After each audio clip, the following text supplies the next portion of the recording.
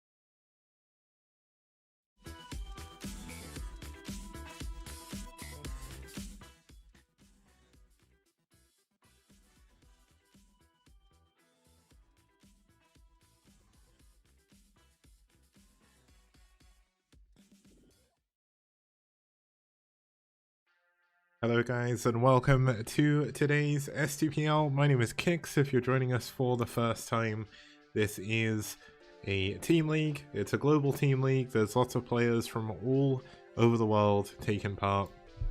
Today we've essentially got the Korean national team against the Bulgarian national team. So I know Lucky Noob is probably going to be quite excited given he is from Bulgaria. He said something to Grast, who is the clan leader of pSi at the start in Bulgarian that I can't read, so hopefully it was nothing bad. But either way, format as always, best of 5 all the way through, regardless of outcome. Somehow I've been sat here for 5 minutes and I just realised I never actually got any water, so before we start the first game, I'm going to go and do that. But the lineup's selected in advance and all the games are played at the same time. Set 5 is the ace match, and every player can compete again who has competed before, as well as anyone on the roster who is available at the time. The maps we're going to have Blindside, Charmander, Desert Dwellers, Neomooglaive, Paradise, Pathfinder, Rosenbridge, and Tier of Goddess. And I know there's a lot of people who are probably thinking, what are these maps? 6 of those I've never heard of, and in some cases, to be honest, in a lot of cases, it's probably all 8 of them you've not heard of. 6 of them are brand new maps made especially for the STPL, and 2 of them are sort of older maps from 2010, so 2009 and 2010. So it's understandable if you've not seen them. Let's head on over to have a look at both of our teams. As a matter of fact, let's have a look at the rankings first of all. So here we have the top 10. Today we do actually have red on the scoreboard. I removed the teamless team from the list just because they don't need to be on there. And basically, at the top of the leaderboard at the moment, we've got Naz. They are currently leading by 1 game. Obviously, there's a few teams. 4 of our teams are actually on 2 wins, 0 losses match-wise. But Seoul, IRK, and NetWars have all lost individual games. So that means Naz, if they can go unbeaten for the rest of the season, they will finish in first place. Wico, of course, the first person to wound Seoul Gaming in their second week game last week. So IRK NetWars both doing really well again. That's kind of how it'd be expected. Legu and chat asked, are they all foreign teams? Seoul Gaming is a mix of Korean and foreign, and Wico is fully Korean. So we've got Clan Rev, Ash, Psystorm, Red, and DM. Wico and Clan Rev obviously in the middle. Rev have actually lost a few more games than Wico has, so they are going to be a little bit lower. But the bottom 4 teams, all around the same area. They're going to be looking to hopefully get some wins on the board today. And we're going to have Psystorm versus Wico as our first matchup, which means essentially we will be going into that in just a sec. So let's introduce both of our players, or both of our teams. Starting us off here is going to be Psystorm. Psystorm have been pretty damn good, and they've sent me photos of all of their players, and that's pretty cool. Mitak has got an amazing photo. Kiko has an amazing photo. I'm really... I'm really happy that even though Grast sent me another one, I kept using this one, because every time I look at it, it just makes me laugh. He's like some future man who can like move fast. He's like the Flash, essentially. He can move really fast, like faster than a camera can pick him up. But Prase and Grast actually the clan leader. He's not played so far in Season 4, but he did play quite a bit in Season 1 and 2. So looking forward to seeing how he's going to do. Let's introduce Wico, our second team. This is a fully Korean team.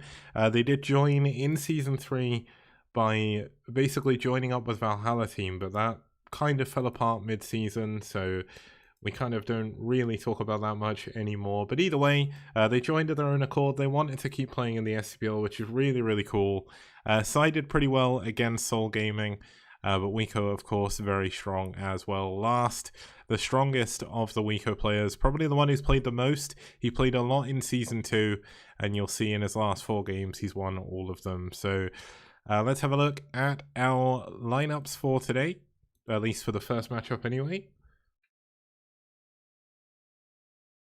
We have a ZvP between Mitak and Smurfs, a ZvP between Prase and Last, a TvP between Kiko and Digda, and a ZvP between Grast and Speed. So somehow, by some miracle, even though a team submitted 4 Protoss players, we do not have a PvP, which is incredible. We've finally got a matchup without a PvP in. So it's really cool. We'll get to see those. Let's have a look at our first set of players. Starting us here is going to be Mitak for Psi. He may not have won too many games, but it's because his back hurts from carrying that pickaxe for too long. And he's also been up against some incredibly strong players. So Mitak is kind of someone who I can never bet against, because you'll see that he beat Terra and TTF previously. Obviously this is ZvP and not ZvT, which seems to be a strong point, but it's still going to be really cool to see him play. Grast is Protoss indeed, so it is a PvP. I don't know why it's got you as a Zerg. Did you you must have race picked at some point last season? Or okay, so we do have a PvP.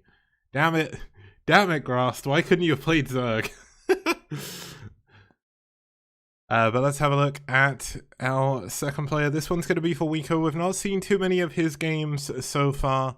He's won 1, lost 1. Both of them have been against Zerg, so can't really say too much. He's lost against Spire, won against Pre, so can't really go into his details too much.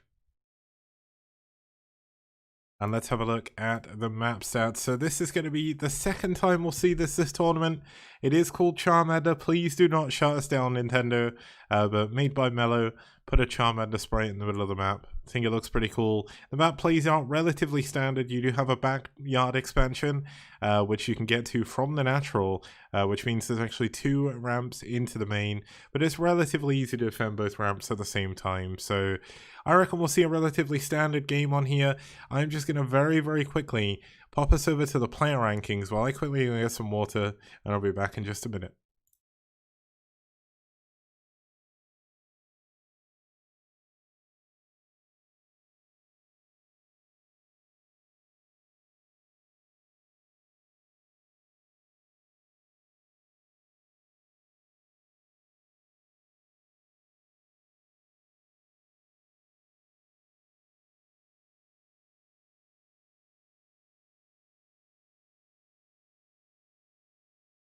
Okay, we are back. Let's get into the game. I said some water, not some tea. I wouldn't go in the middle of a cast to go and get tea. That's a bad idea. Let's get into the game.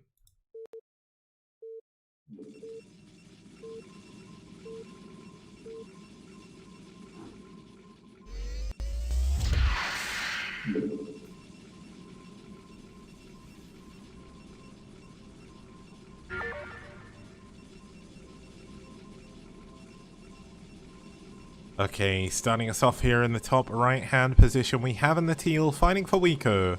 It's Smurfs.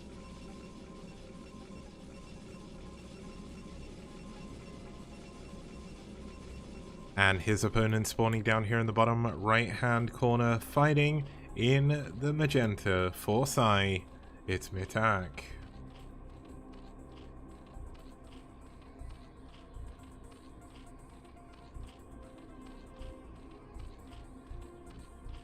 Also, just as we get into the first game, there is a Matcherino code that you can use to add 50 cents to the prize pool, completely free. It will not cost you a penny, so please do go do that while we're waiting for the game to kind of get underway. Now, we've got Smurfs going for a pylon in his main, so he's not going to opt to go for a quick expansion. More than likely going to be going for a early aggressive build here, possibly 2 gate, possibly 1 gate, but it is going to be a 1 base build. It is quite easy to wall this off as far as I'm aware, so that's fine.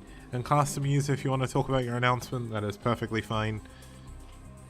Go ahead.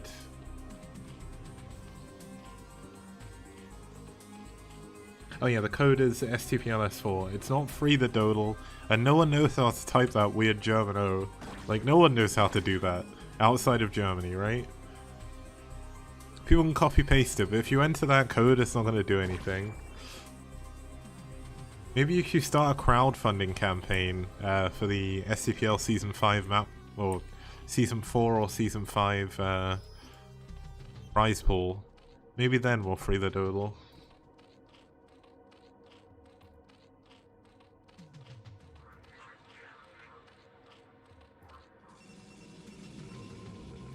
Yeah, just while we're a lull in the game as well, looks like mitak is going to be expanding. He did go overpull to do this. Custom Use has an announcement for anyone who is interested. He has received 3,691.91 US dollars from Africa TV as a sponsorship. He thanks everyone for their support. He's thinking of giving a place to the Star League, which will be held after CMSL Season 4 for players who perform well in overseas leagues, non-Korean leagues. Of course, there should be no lag or such issues, and if these problems are solved, there will be enough players who are qualified to play. But it looks like Custom Use is saying thank you for the support and everything, so just wanted to bring that out.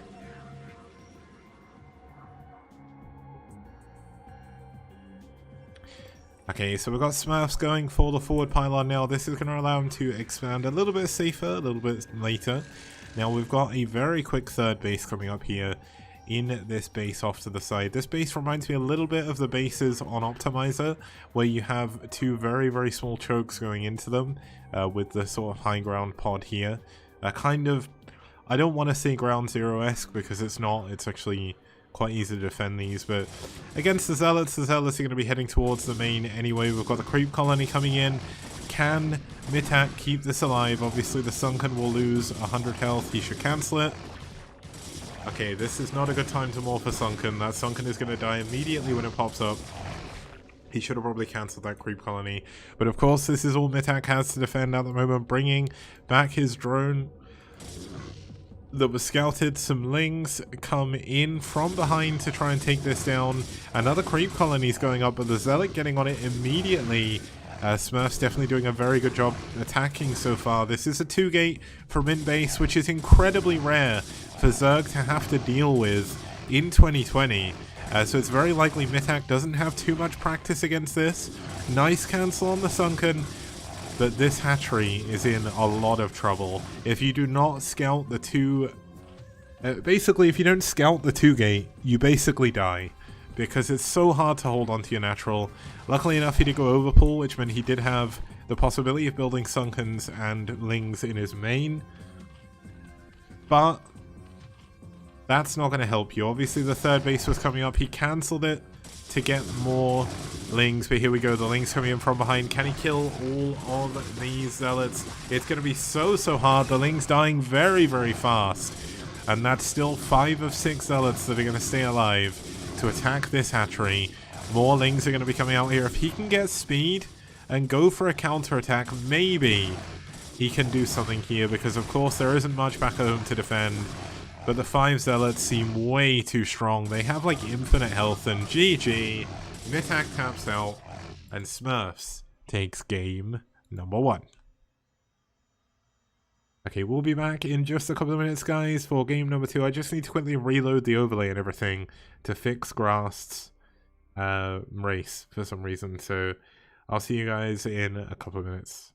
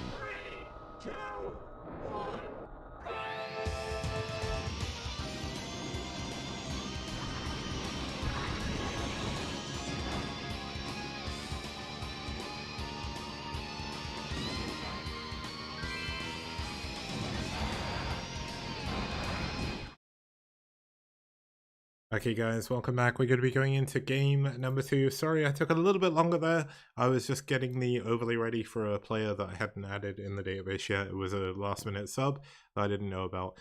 Although, it looks like they didn't change out last. They changed out the third player, which means I need to quickly reset this. You'll get to see what it looks like when I break my overlay, just because I need to fix this.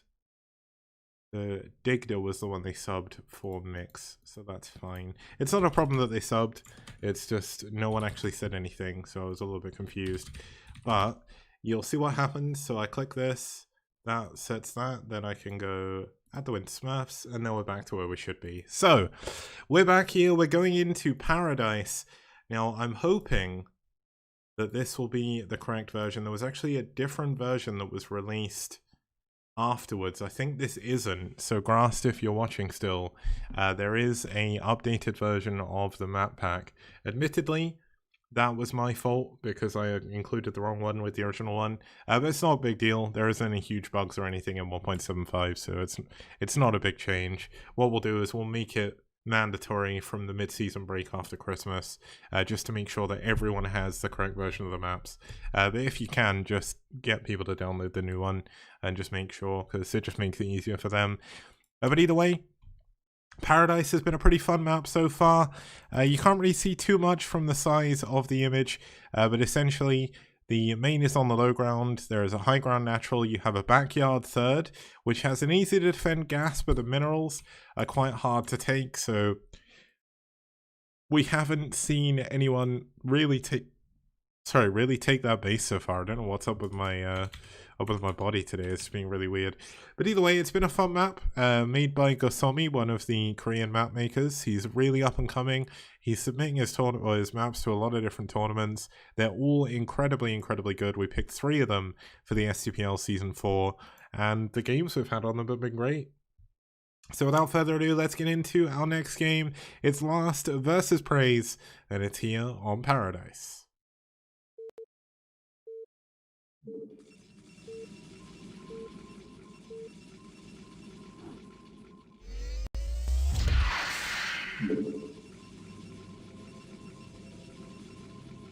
Okay, starting us off here in the top left-hand position, we do have the white Protoss player fighting for Wico.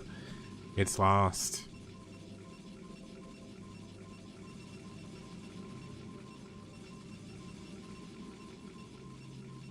And his opponent fighting down here in the bottom right-hand corner, fighting for pSi. It's Prase.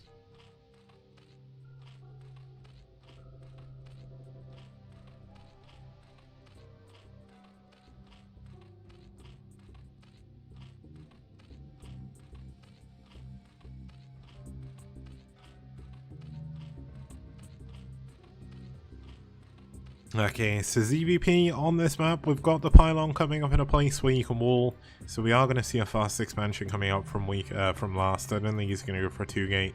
I mean, you can still go for a 2-gate in this position and just build them forward and make them as part of the wall, but I think that was definitely something that we won't be seeing for a while. I know one thing that I've learned about Clan Wico from various players is apparently when they play on ladder, they play incredibly aggressively. Now, Last isn't really that kind of player, at least historically in the STPL.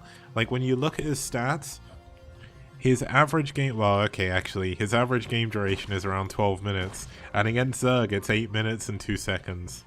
But he's only played 4 PvZs. He's won 3 of them, lost 1. But that is quite fast.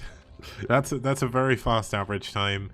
Meanwhile, unfortunately for Prase, he's played 11 ZvPs, and he hasn't actually won one of them so far, so this is going to be his chance at redemption.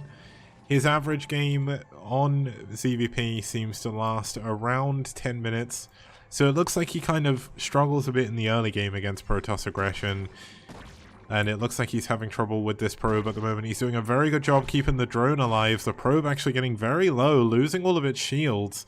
Nice micro here, but the trouble is for Prase, while he's doing this, Last is just moving his probe around. He's spending a lot of APM. He's probably not even moving his probe. He's got it A-clicked on the drone. So he's macroing up back at home. I mean, obviously for Zerg, there's not too much you can be building this early on.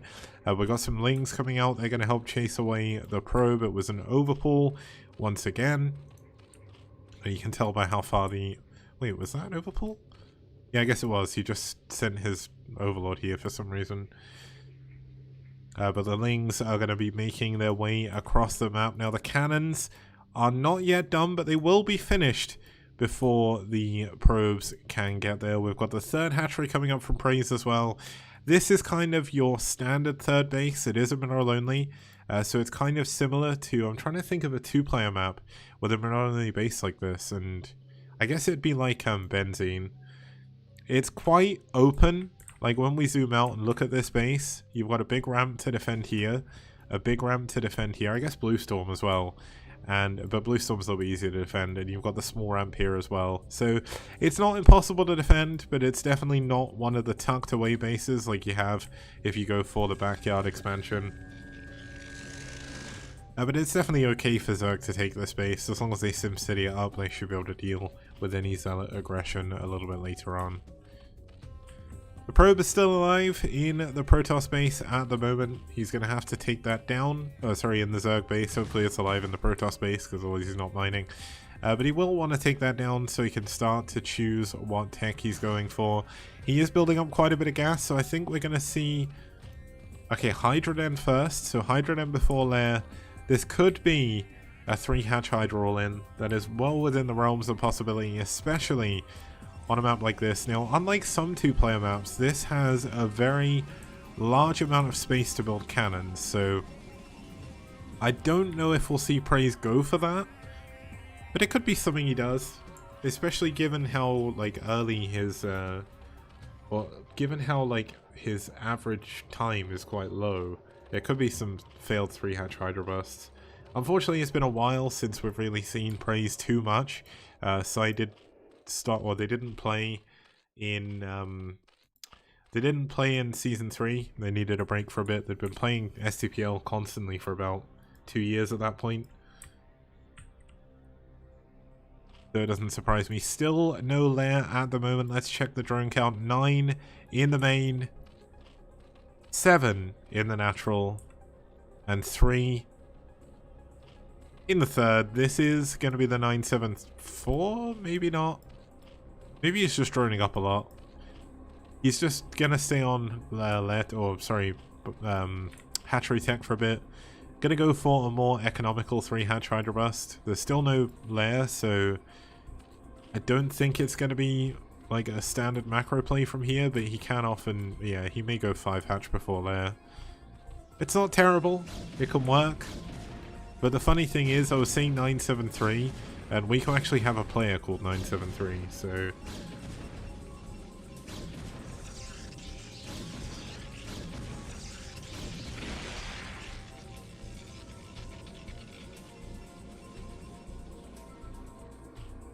There's the 4th hatchery. Do we have a 5th hatchery yet? No, we do not, although I think he just built it.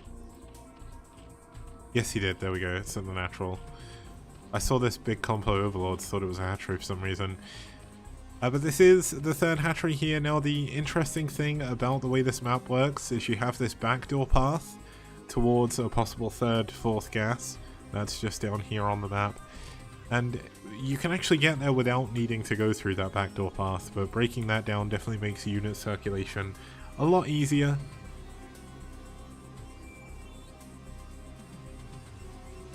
We've got a lot of cannons coming out from Last. Last believes that this is some kind of Hydra bust, and I mean, that would make sense, right? He saw no lair by around 5.5 minutes, I think, was when the probe left his base. And that usually constitutes some kind of Hydra all-in, but we still don't have anything. We don't have a lair, we're just seeing hatchery tech. And there's the lair. He's actually bringing the lair in at the 3rd base. Now, this is a very weird place to put the lair, but I guess if you want to defend the base, it does give it a little bit of extra health. We've got nice micro coming in from Prase, but Zealots, very, very strong units, so they are going to be able to win the day here. Now, what is the SimCity looking like? It's not looking great. So we could have another quick Zerg dying here to Zealots, essentially. Seems to be the theme of this match so far. The probes have been pulled, or the drones have been pulled even. We've got Overlords flying through the middle. We've got Hydras trying to come back, trying to defend against this, but I mean, this is a lot of +1 Zealots. They've got speed as well. Let's have a look at the health of them. They're quite low, but so are the Hydras. Like, Hydras die so fast to those +1 Zealots if you don't have the kind of SimCity you need. Now, if he can focus fire, then he might be able to make this work, but he has to focus fire the Zealots. And he can't be letting his Hydras get hit by them. I think this could be a little bit too much damage. I think Prase is unfortunately gonna lose his 12th ZvP in a row, because I don't see how he's gonna be able to defend against this. He played a very weird style, going for a lot of hatchery tech, but then a lot more drones than he probably should do. Asker in chat asking how many games are played each series. So basically, it's a best of 5, so they always play 4 games, but then if it's 2 for 2, they go 3-2. Yeah. Yeah, DM's matches today as well. Prase taps out, GG. Last wins another quick game in ZvP, or in PvZ even. And unfortunately, Prase falls again. We'll be back in just it'll be literally like a minute, and then we'll be back with game number 3.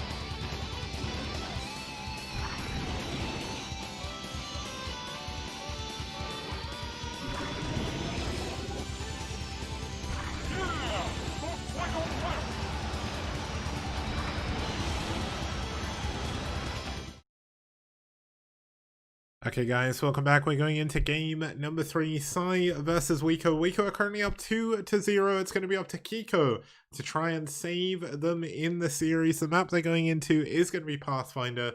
The TVPs we usually get here are around 14 minutes, so hopefully we'll have a little bit of a quicker game. We'll have a little bit of a longer game. I'm getting my words mixed up today. But either way, let's get into it. Game number 3. It's Kiko versus Mix.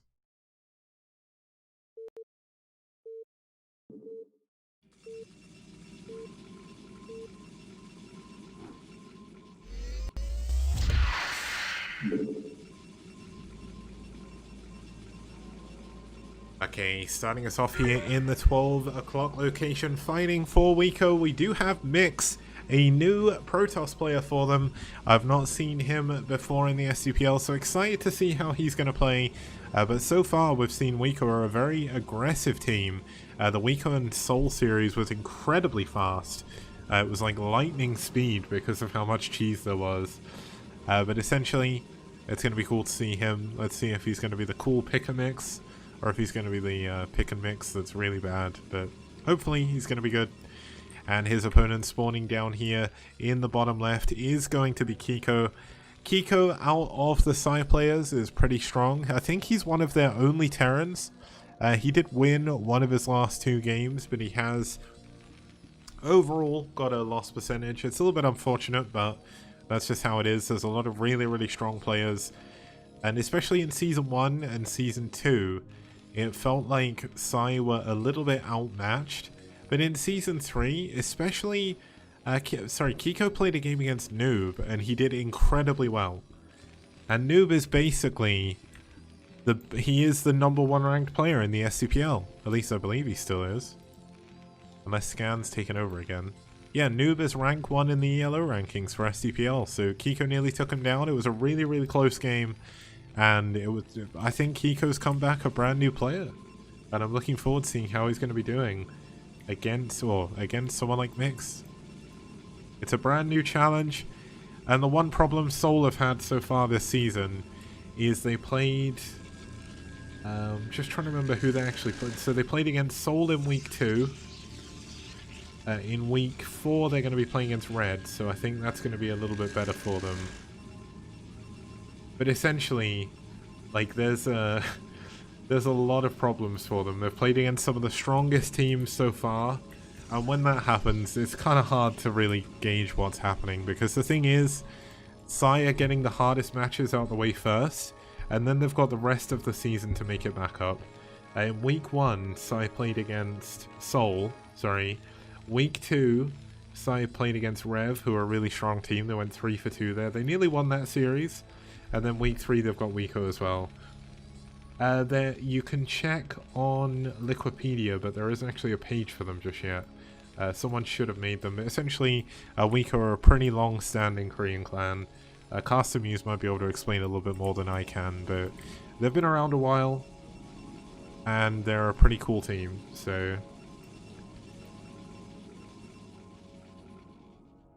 What I'll try and do is I'll either try and make a page myself, not that I know how to do it, or I'll get one of the cool bards who have been helping with the Liquipedia stuff to make a page for them. It's empty, I just double checked for you. Now Kiko building a supply depot here. Now the one interesting thing about this, the way this map works, is if we reveal the entire map, you'll see that the mains are like an island in the middle of the map. There's not many maps that have done this kind of thing. Plasma is one. You had a map that failed to get into ASL Season 8, I think it was, called Red October, which was an incredible map. And if I was sure it wasn't buggy, I was going to put it in the STPL. We had some of the best TVPs of all time on this map, Fancy vs Jangbi and Fancy vs Stalk. They both played each other twice, I think. The Jangbi vs Fancy games, they definitely played twice across 2 different finals. And just overall, a really, really, really good map. Now, Kiko hiding his SCV up out of the way, because he is going to come back in here and scout the fact his opponent is going for an expansion. Now, Kiko, the last time we saw him, he did play a relatively aggressive play against Noob. He's not built his second factory yet, so he is going to be going for an expansion. And he's going to be doing it on the low ground, it looks like, which is very, very risky. But he does get into the base. Did he see the robot? I think he would have done. The SCV is going to go down, but seeing the expansion, seeing the robo, he can be fairly certain he knows what's coming. Now, Kiko is actually going to opt to push. Now, I'm not saying he's being a little bit overconfident here, but he's only got 1 tank, 4 marines, and an SCV, and this is 3 dragoons. They're about to have range, because I'm fairly certain he's already got range here. Okay, sorry, this is 6 marines, but that's still not much. 3 dragoons should be able to deal with this, but Kiko definitely going for a quick FD push here. This is going to allow him to secure his expansion as well. Mines are done, and that is going to be the great equalizer in this push.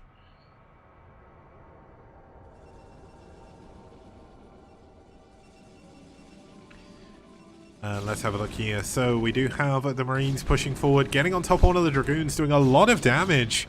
Nice push so far, but losing that Vulture before being able to use all the mines. Definitely not what you want. He needs to target this Dragoon. Target the Dragoon, and then you're going to be in a very good position. You need to target the right Dragoon, though. One of the Dragoons goes down. Kiko getting... he needs to save his tank.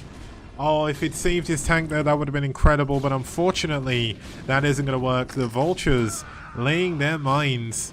all 3 mines being used on this Vulture at least. This is going to semi-contain the Protoss. But he's losing everything to do it. And that is certainly not so... oh, the mines! Oh, one of the mines goes off. Doesn't kill the Dragoons, but does soften them up. But of course, this is just Dragoons against just Vultures. Speed is not yet done. He's going in for siege mode first.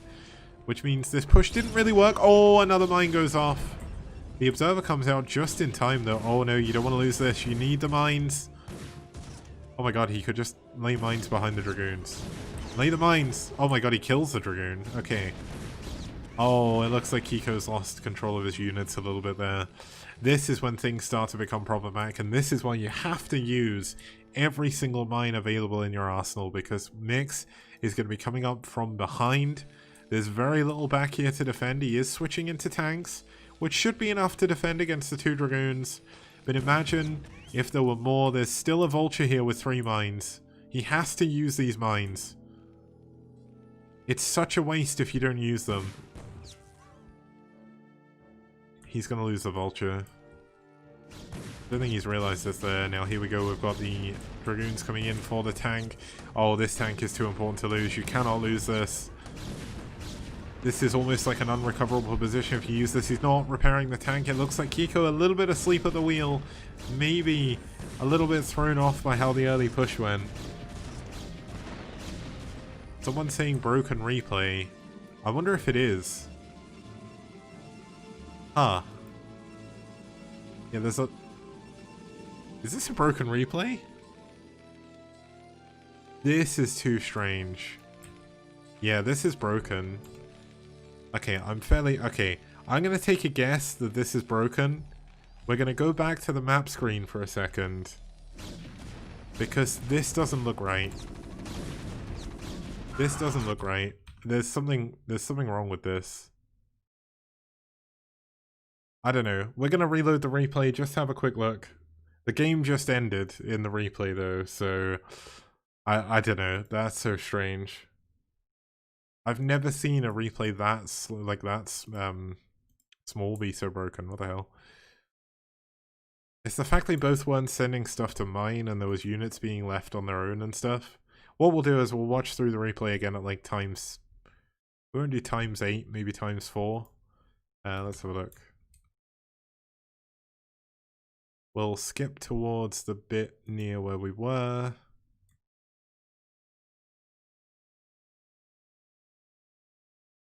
And let's head back into it.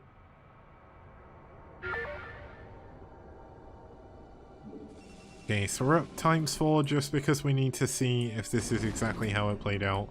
If it plays out the same, then I'm confused, but that's just the way the game is. So he pushes forward. I don't think he... This is going differently, isn't it? He lost his SCV. Oh, he didn't lose his SCV last time. And the tank survives. The tank didn't survive last time, I'm fairly certain. This is different.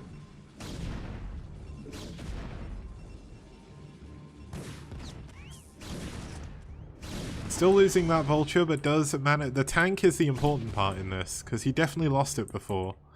Looks like he did lose control of the other Vulture, so that Vulture went down as well. This is around the time we got to, so this is when I was thinking he had the Vulture here, and he was just letting it run back. And I was like, okay, you can't really do this.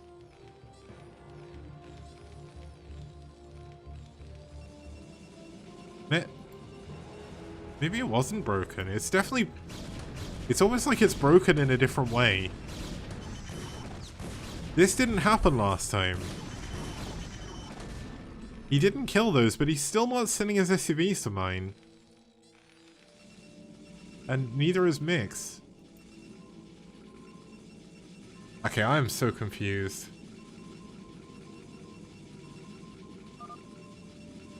I don't know what happened. I'm assuming the Reaver did damage. It's still broken. So, I don't know what to say. Right, that's never happened to me before. Like, I've never seen the replay break twice. But it looks like Kiko did GG, so that will be a win for Mix. And let's move on over straight into game number 4, just because we did have a little bit of a break before. So if we go here, give the win to Mix. Let's quickly introduce both of our players. Starting us off here for pSi is going to be the Protoss player Grast. He is the captain, the leader of Bulgaria, essentially the Bulgarian Prime Minister when it comes to STPL. He is going to be playing up against a relatively strong Protoss player. It is going to be a PvP, so that's kind of cool. But let's have a look at his opponent here. it's going to be Speed. Speed's only played one game, but it is against the Korean amateur semi-pro Mighty, so definitely not a problem here.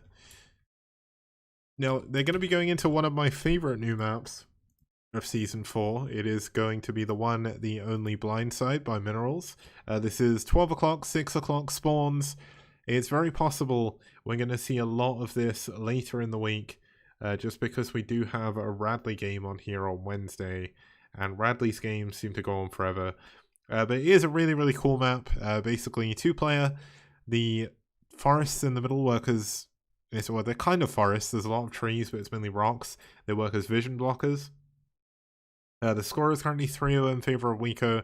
So this is going to be game 4. Can pSi claw a little bit of, not dignity, but pride back into this series? Or are they going to go down 0-4? Let's find out.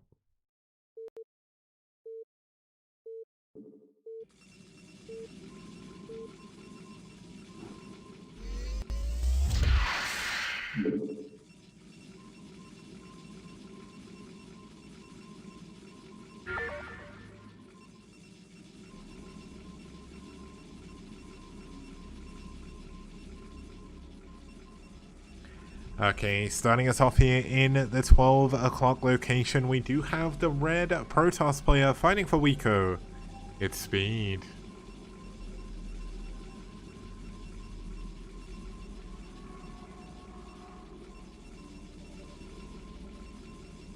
And his opponent spawning down here in the 6 o'clock location with the pre-order Blue Nexus fighting for pSi. It's Grast. And yeah, Sky Cycle, it is Kix. I'm the only person who casts the STPL. Nice to see you again. I don't really cast too much other stuff, so if you don't watch the stuff I cast, which is my own tournaments, you probably don't see me around very much.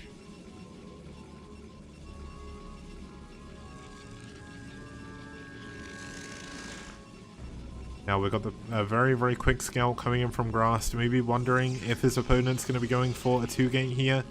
Kind of important to go and check that if you can. We've got the 1-gate coming up in the main base, that'll be the same for both players. But it's whether or not we have 2 gates against 1 and a core, or if we see gas from our players. We often see mirror games in a mirror matchup in the STPL. We do have a gas coming in from Speed, so it's not going to be a 2-gate. He's going to be going into a core behind this.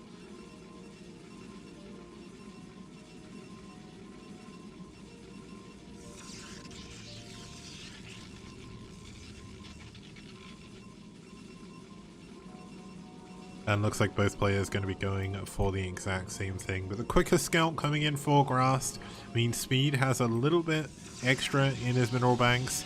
A mana pylon coming in here, going to be blocking 2 of the probes. Actually quite a nice job, but he is going to glitch out one of the probes, which means it's not going to be stuck there for long. But it does block one of the mineral patches. Just kind of a little bit annoying. Obviously this is money that Grast will get mostly back if he cancels the pylon. He needs to cancel it though.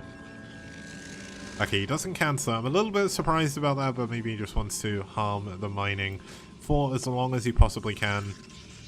Core coming in here a little bit later, a lot later actually than Speed's. This is due to a number of reasons. His minerals were a little bit lower because he did go for an earlier scout, but Grast is not finished yet. He is going to be going for a proxy here. Now, what is the proxy going to be? Looks like Speed is getting ready to do his own proxy down here in the bottom right hand corner, but maybe not. This is a very prime position to proxy a robo, given it is so close to your main base. But I get the feeling Grast is going to be betting on DTs here. We're probably going to see a proxy cybercore after this gateway. We have to wait until the core is finished first, of course. Now, it could be a robo, but given the fact he's added the second gate, this is 100% going to be a cybercore. I bet everything. I'm betting to you all here. It's going to be a cybercore, or not a cybercore, a, what's it called?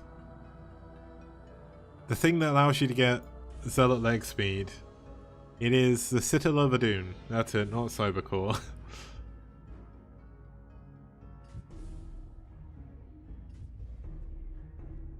Although, look at this. Speed checks for the proxy location. And he sees the second gateway as well, so he is going to kill this probe. Is Grast going to cancel this gateway? I don't think he's going to be able to build anything from it now. That's a little bit unfortunate. Grast, he was trying something interesting. He was going for something cheeky. And his cheeky build got caught off guard by someone scouting it. It happens. It really does happen. Prase Gathering the Boys Brood War says, is this the quickest series ever? I don't think it is. I think we've had quicker. We had quicker in Season 2 and 1. Season 1 we had a series where none of the games reached 4 minutes, I think it was. It was really ridiculous. Like, people just kept dying to Lingwall-ins.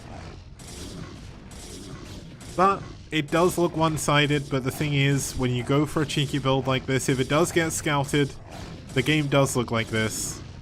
Realistically, there's nothing Grast could have done. He took a gamble, he proxied in a location he didn't think Speed would go and scout, and Speed did. Like, there's not really too much you can do about that. You can't hate Grast for this. And you can't say the Grast is playing badly. He's doing a pretty good job with his micro, doing a lot of damage to the Dragoon here. He still has the unit advantage moving forward here. Oh, looks like another Dragoon sweeping in from behind, gonna clear up that. There is 2 Zealots left. He can still transition out of this. He actually went for 3-gate in his main. Now, what tech do we have back at home? We've got a Robo, a support mate, no, an Observatory coming in. So Speed thought the same as I did. Speed was 100% thinking this was going to be a DT proxy, and it wasn't. So if Grast can build enough units, if he can push, it's going to be 3 gateways against 2, and there's no Reaver. There is no support bay, and there is no splash, which is the important thing. So if Grast can build a big enough army, he can still take this game. He's not that far behind in army supply already. He's 5 probes behind, but when you're going for an all-in like this, it doesn't really matter too much. The army supply is going to be everything. He is still building probes though, so it's not going to be a full all-in. He is just going to go for an aggressive play, but he can still afford probes while building off his 3 gateways, so it's not the end of the world. He's not going to do anything crazy like pull his probes, but look at this! Speed is playing greedy, and I say greedy when he won the early engagement, but expanding in PvP is greedy. It doesn't matter when you expand. Like, that's it. Like, you put yourself quite far behind in PvP, because 400 minerals is a lot of money. Like, a Dragoon, if I remember rightly, is 125 minerals, 25 gas. That's 2 Dragoons, oh sorry, that's like 4 Dragoons almost that you don't have, that Grast will have. Now an Observer is going to be coming out here. There is a shuttle coming out. He's trying to scout with it. He wants to see what's going on. But the trouble is it going to be too little too late? The probe coming in, the Observer gonna see this. Look how many units there are. Okay, so there's 6 Dragoons over here. There's 6 on this side as well, so this is going to come down to micro. And Grast does need to be very careful. Nice micro so far by Speed. Good target firing. But there's more Dragoons coming in. This is 3 Gateway Dragoon against 2.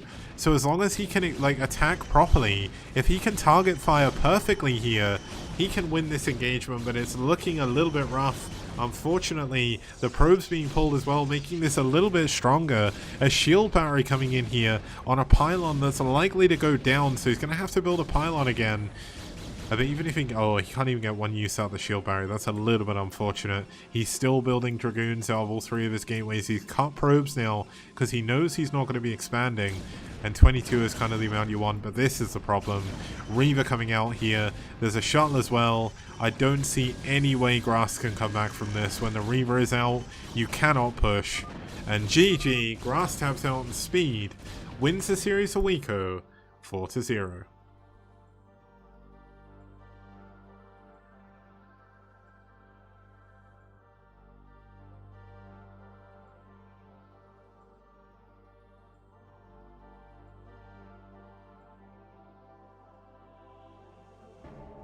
Okay, so that was the 4th and final game in our first series of today. It was a 4-0 victory for Wico. Psystorm fell a little bit hard on the very aggressive plays of Clan Wico. One of the problems with playing against one of the newer teams in the STPL is you don't have any experience against them. And it's really going to be hard to tell, like 3 weeks in, what the kind of plays that Wico are going to be doing. And as they found out today, they play very aggressive, They go as hard as they can to get the very quick wins, and they overpowered poor pSi. Like, Kiko did pretty well, Grast did pretty well as well, Prase did pretty well. mitak, I think, was the one that struggled the most, but that's because he got 2-gated from in the main, and that is so hard to defend against, because to defend against that properly, you have to put yourself behind against pretty much every other build. So that is the way the cookie crumbles. We are going to be back after this short break for series number 2. It's going to be DM versus NetWars, and it's starting off with a PvT between Sandara and kogeT. That should be a lot of fun. See you guys very, very soon.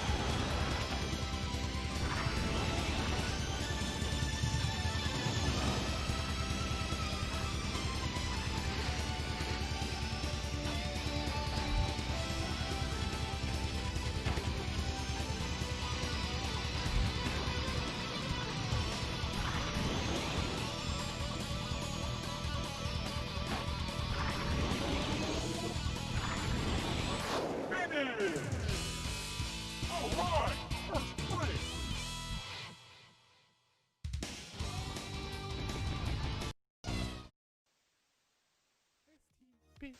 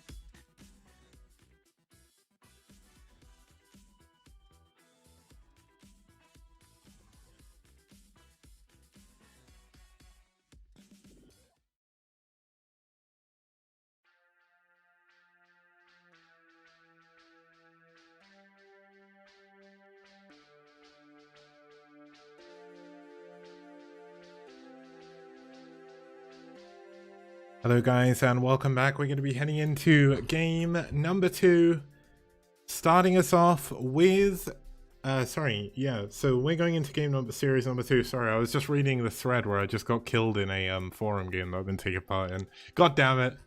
God damn it. I have no idea, but either way, basically the format best of 5 all the way through, regardless of the outcome. All the games are played set 1 to 4. The lineups are selected in advance and all the games are played at the same time. And set 5 is the ace match, which means every player can compete again. I am free from the forum game of hell where essentially it was a werewolf game. And as a villager, we didn't get one of the bad guys at all. There's like 10 people left and we got none of them. And what a mess. But either way, basically, we've got the 5 maps we're going to be seeing today are Charmander, Paradise, Pathfinder, Blindside, and if we get to it, the ace match will be on Tier of Goddess. And we're going to be starting with a TVP, but let's introduce both of our teams first of all. Starting us off is going to be DM. DM have been pretty strong historically in the STPL. They've got a brand new player in Sandara who was added by... he was added by... what was it? Yeah, he's one of Castamuse's friends. Sorry, I've been completely thrown off by this forum game. my bad. Oh my god, I need to stop reading the thread.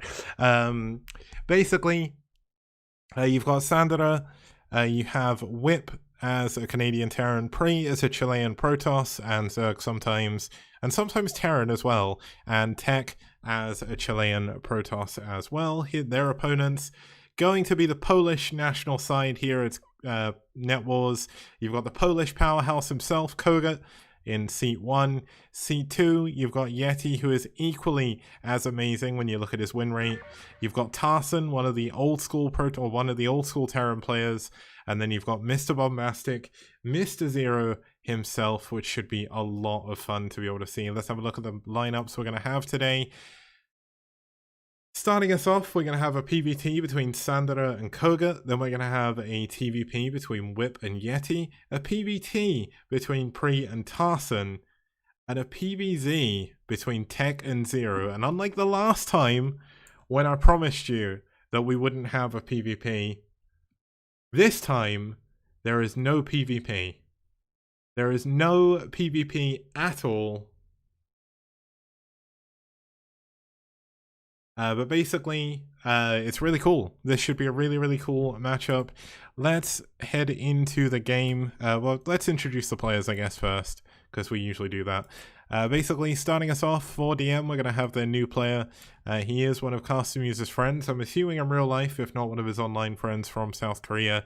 Castamuse in chat was saying before how he's going to tease Sandara, so I think maybe, well, he said he's a crazy player, so I guess we could be in, or at least kogeT could be in for a fairly interesting game here. I don't know whether or not for him it will be as interesting as it is for us, but should be good. His opponent coming in from Poland is the Polish powerhouse himself. He's rank 3 in the STPL overall.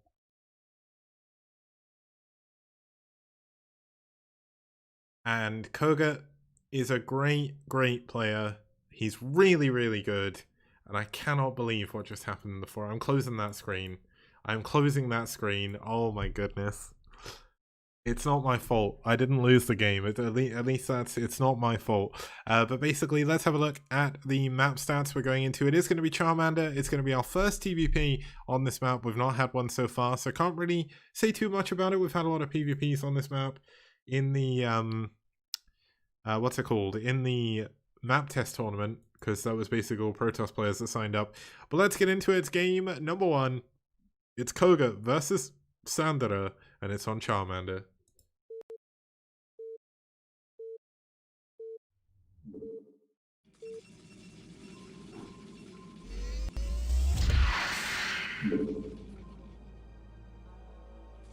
Okay, starting us off down here in the bottom right hand corner, we do have in the red, fighting for DM from South Korea, it's Sandara.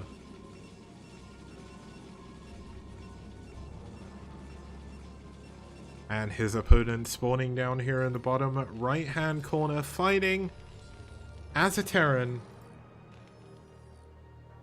for NetWars from Poland. It's kogeT.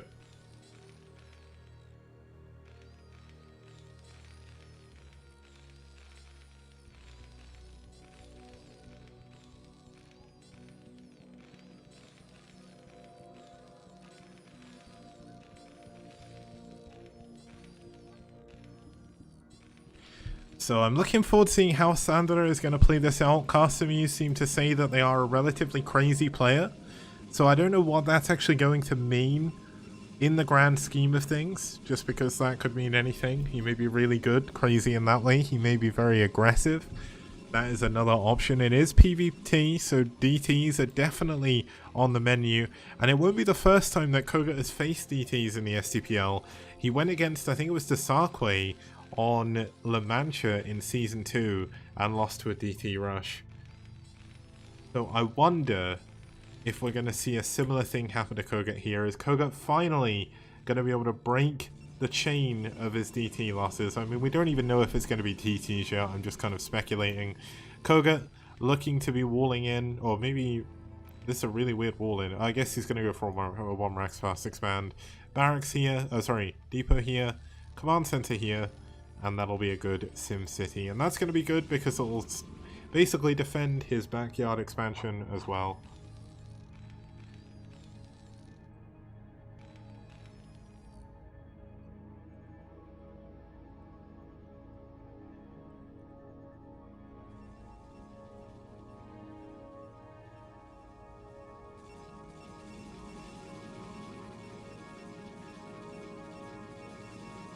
Okay, so it doesn't look like we're getting anything too crazy. I mean, it is going to be a 12 next coming in from Sandara, but given the fact that kogeT is going for a fast expansion, it doesn't really matter too much.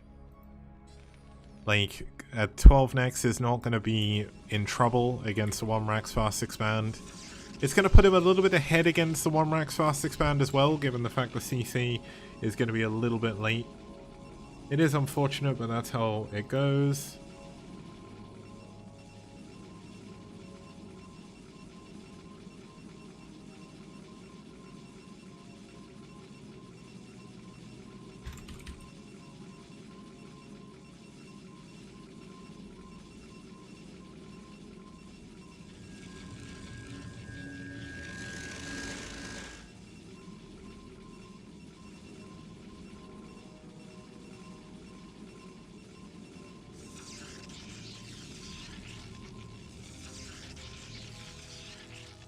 Yeah, so it looks like for a crazy player, Sandara is playing pretty standard right now. I mean, this is a really greedy play, to be fair, but it's not anything that kogeT's going to be too worried about, given the fact he's got his SimCity up at the front. Zealots aren't going to be running through here because there's no Zealots coming anyway. kogeT scouts the fact it's a 12 next, which is maybe going to feel a little bit bad.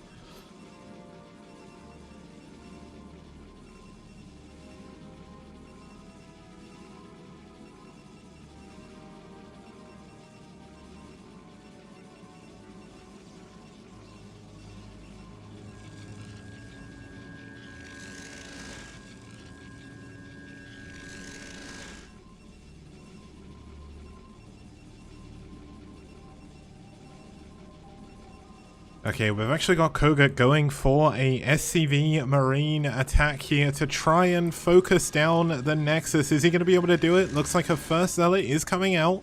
Zealot definitely going to help here. Going to use the bunker to create a little bit of a SimCity to help defend his Marines here. But the probe's being pulled. There is a probe in the top right. Going to allow him to drill through here, but this is definitely looking good for kogeT at the moment. The SCV is creating a very, very nice wall here against the Zealots. If this bunker goes up, there is going to be no escape for Sandara's units. Only one SCV has gone down at the moment, and that is how it is.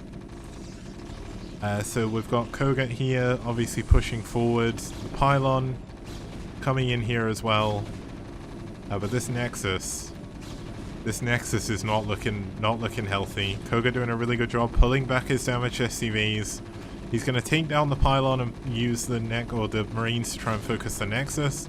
One of the SCVs is going to try and go in for a scout, but not going to quite make it in there. But he just has to defend his bunker now. The bunker is in range of the Nexus. If the Nexus goes down, the big play from Sandara is going to be gone, because he's essentially hoping that his opponent wouldn't rush him. He did. The Citadel is coming up, so it's going to be DTs after this. But this is going to be DTs from a very, very awful position. We will have probably double gates coming up here in the top right, though. He's not going to be able to break through here. kogeT, honestly, now should pick all his Marines out of the bunker and run back. Like, he's done the damage he needs to do. The SCVs being here is actually just kind of not putting him as ahead as he should be, really. But he's done the damage he wants. And there we go.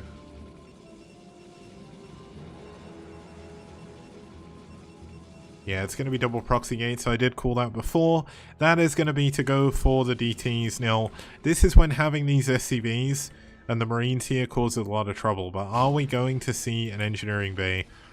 kogeT has learned from his previous games. The engineering bay is coming up. He is going to be going for a turret, most likely over here, as well as over in his natural. But he doesn't have that many units, so he does need to get some units out to be able to defend against the two DTs. SCVs are good, but they can't fight DTs. It doesn't matter how good you say they are, because this is going to be two DTs heading to you at least. He can also wait. Looks like he's cancelled one, actually. This is a weird decision to cancel one. You should probably go for two, but we need the turrets. We've got the engineering bay, but we don't have any turrets, and he doesn't know. Oh my god, is he just not going to have any detection? Okay, we've got the first turret coming up here. Thank goodness for that. I was so worried kogeT was just going to die. Looks at the DT. It's not even going to attack. It's going to come to kill the bunker from behind. I'm not sure I agree with it. Wait. Sandara doesn't know where his opponent is. He never actually got to scout. He never bothered scouting. That's why he doesn't know where to send the DTs. kogeT must have won this game. I don't see any way that kogeT could lose this game from here. He is going to be so far ahead. He's going to lose the Marines in the bunker, but he doesn't care. Realistically, he just has to defend this turret. And we've got kogeT going for another turret in his natural. He knows something isn't right. And these SCVs are going to get back home. He is almost doubling his opponent's worker supply. But oh no, this isn't good. Oh, that was not a good place to siege a tank. Oh no. Oh no, please don't let the DT get in your main base. Oh no, the DT. Oh! Oh my goodness, that DT on such low health. Marines or SCVs have been pulled as well. He has to all in the DT. The DT can't get in his main. If the DT gets in his main, it's game over. And even after all of this, it looks like Sandara could still win the game. The DTs continue to be powerful. There's 5 Dragoons heading towards kogeT's base. And there's no defense. There's no turret in the or at the ramp. The tank is so low. Oh my goodness. No, the tank goes down. And I think Sandara's done it. kogeT's lost to the incredibly late delayed DTs. And it's just because he sieged his first tank. Oh my goodness. Okay, SCVs kill the first DT. The game isn't over yet. Some of the Dragoons have gone down. He's still ahead in SCVs. The turret goes down at the top of the ramp. There's no way. Another DT coming in as well. Like, this is just adding insult to injury. Poor kogeT. I said before that kogeT has trouble against DTs in the STPL, but I didn't realize it was going to happen again. If he can repair the tank, he can't. The DTs are so strong. They just kill stuff so fast. It's not fair. Look at how unfair this is. Oh my goodness. Oh no. Lol, GG. kogeT taps out. And with that, Sandara wins game number 1. We'll be back in just a few minutes for game number 2.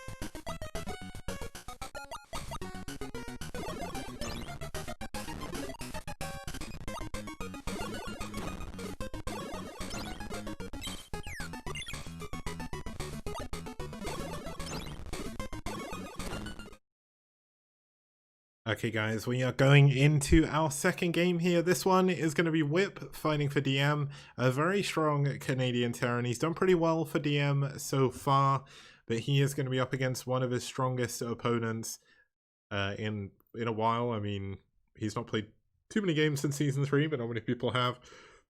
He's actually not played against this player before, but he is going to be playing against kogeT's teammate. It's going to be Yeti.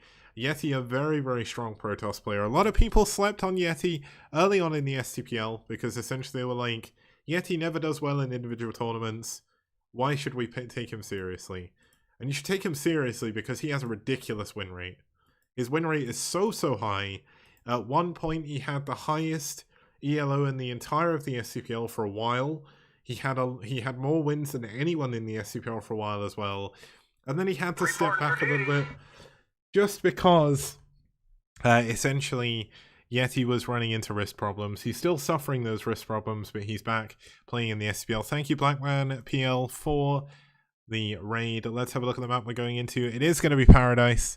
Paradise, a very, very good map. It's very, very fun. I think it could lead to some longer games in PvT, but the only one we've got so far has been 11 minutes. If you've not seen this map before, it is a brand new map for STPL Season 4, and it was made by Gosomi. Let's get into game number 1. Game number 2 at Yeti versus Whip.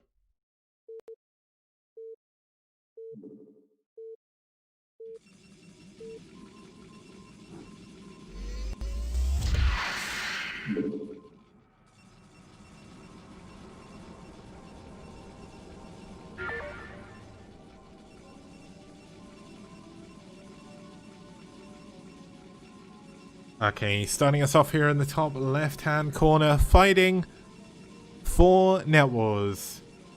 It's Yeti.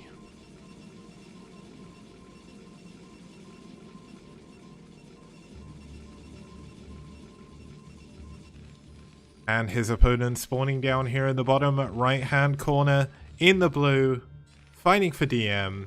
It's Whip.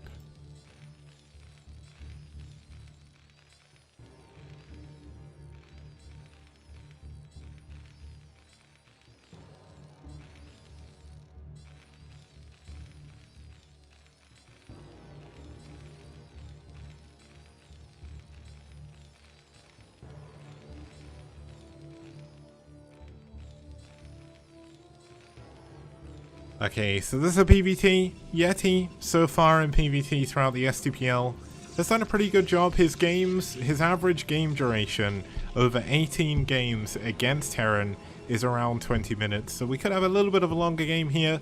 Looks like Whip has been around 16 minutes as well. So longer games coming, which could be quite fun. Now the last game was a TVP where I thought it could go a little bit longer, but then kogeT sieged the tank, he moved his wall, and a DT ran up.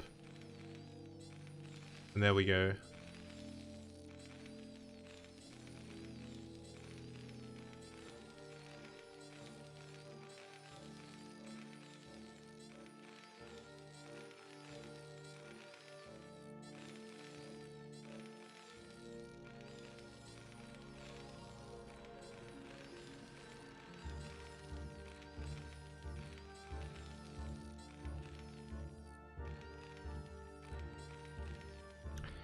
Okay, so both players going to be scouting themselves out. I really need to stop looking at the forum game. There's a dead forum and I want to see what the people are saying. I'll have to wait until I finish casting. I'm going to wait, I'm going to finish casting and then we're going to look, okay? No more looking at the forum. We're casting STPL. We've got Whip going for a Barracks Fast Expand. We saw kogeT go for the same build. It worked out pretty well for him, but he was up against a 12 next. And the difference is with this game so far is there's no KP boys, no invisible people that can ruin Whip's day.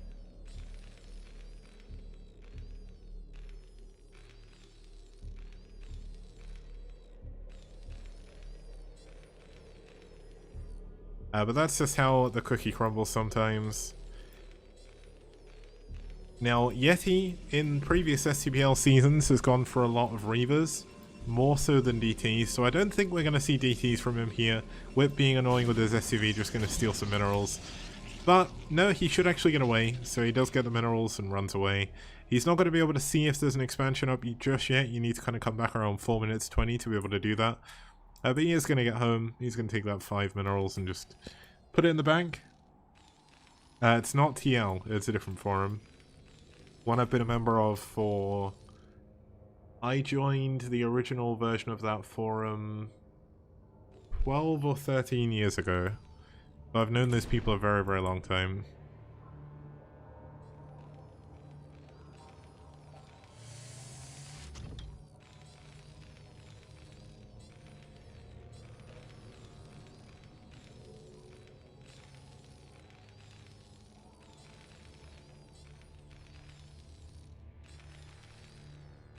Okay, so the expansion is done for Whip. He's got everything up and ready. The bunker is there to protect it as well. Factory coming in, normal timing. Nexus on 28 supply for Yeti. So Yeti is playing this pretty much as standard as you possibly can. And yeah, sorry Mind Flayer, it's 8 minerals. He stole 8 minerals. My bad. It's not a big deal. It's been a long day at work, okay? A long day at work, and I spent way too long on the, like, getting frustrated with the forum game. But it turns out, as always, I was wrong about absolutely everything. Although I don't think I was wrong about 2 things. We'll find out at the end of the game whether or not that's true.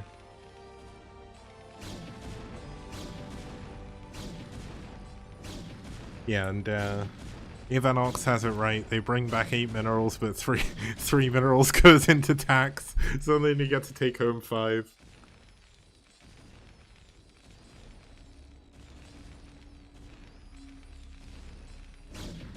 Also, Anonymous saying that sometimes after a long day of work, you just have to free the doodle.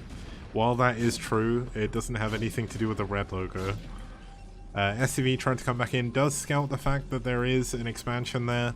Looks like Yeti is going to be the first of our players to take this backdoor expansion. You can actually mine out these minerals to get in and out a lot quicker, but the one problem with that is it allows vultures and stuff into your base as well, so you need to be careful. First tank is done. That's going to chase away this first Dragoon.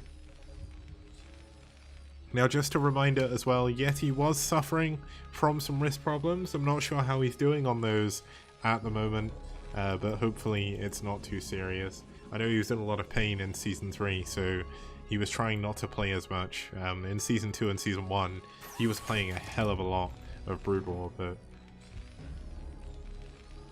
gets to the point when a lot of people who play a lot of games early on end up being in a lot of trouble. Now Whip is going to go for the backdoor expansion as well.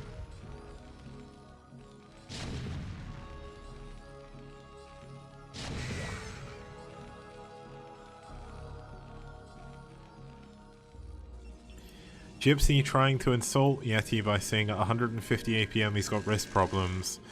But then it's not the speed you're doing stuff, it's the repetition, which is why it's called repetitive strain injury. But you know, Gypsy, it's okay. I know you don't understand English very well, so it's all good.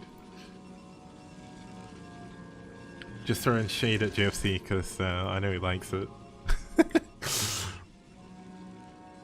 Okay, so we've got a starport actually coming up at the backdoor expansion. Now the trouble is, Yeti can see this, so this was a good idea to hide it here, but I don't think he realized that there was a Dragoon there that could actually see over this part of the wall.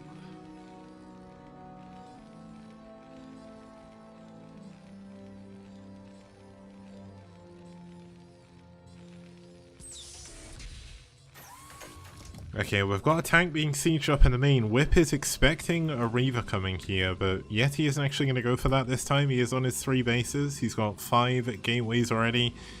And I wonder if he's going to choose to go into carriers, which could be pretty good on this map, given the fact the map funnels the Goliaths around. There's not really any huge amounts of space for the Goliaths to catch the carriers.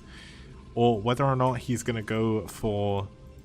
I think given the number of gateways he's adding, yeah, it's probably going to be Arbiters going into a Citadel as well. And now it wouldn't surprise me to see Yeti go for carriers late game. That is something he's done. Nice scan on the Observer, going to check that out. And the other thing to point out as well is the minerals at the 3rd base have been broken, so vultures can move in here. And that's why you'll see Yeti has actually got a Dragoon on this ramp. He's ready for this to happen. And he wants to make sure that he's not going to lose a ton of probes.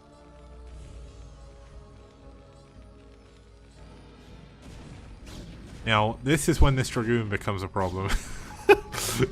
It's so annoying. But the starport... Oh my god, he's going to have to cancel this command center.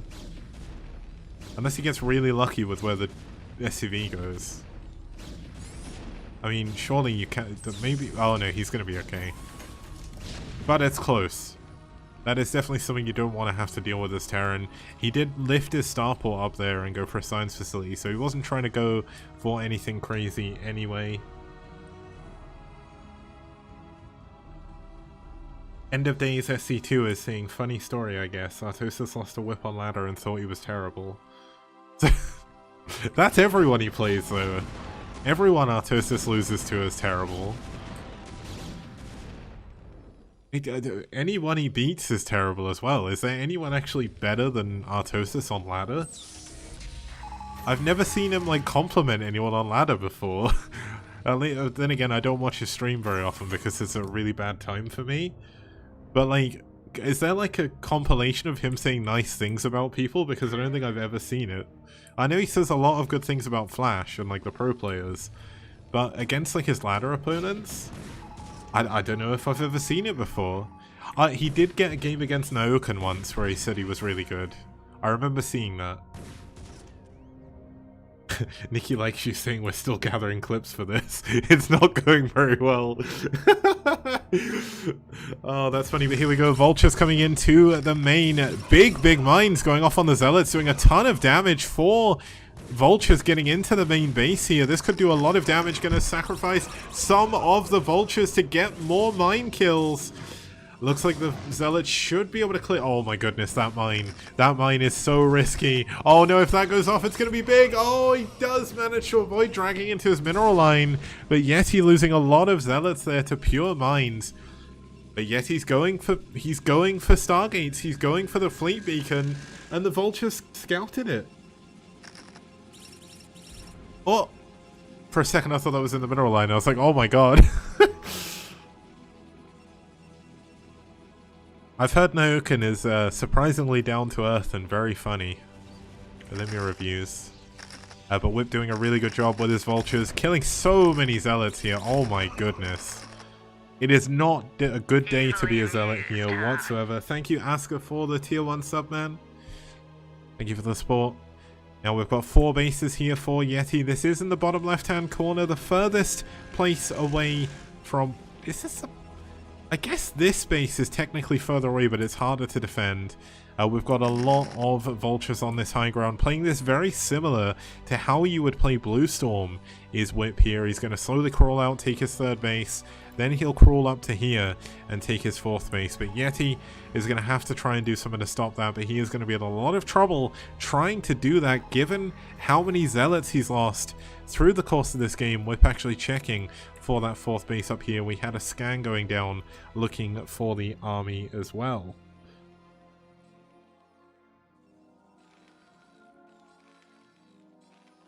Okay, so this 3rd base is looking pretty good. He does have the science facility already for his upgrades, so 2-1 already done. Very nicely timed upgrades here. 3-1 starting immediately. Look at the timing on this. That started as soon as +2 finished. That is a hallmark of a very good Terran player. He's landed his science facility so he can get EMP if he needs it. Looks like Yeti getting ready to block this base up here, but Vultures should be able to clean this up.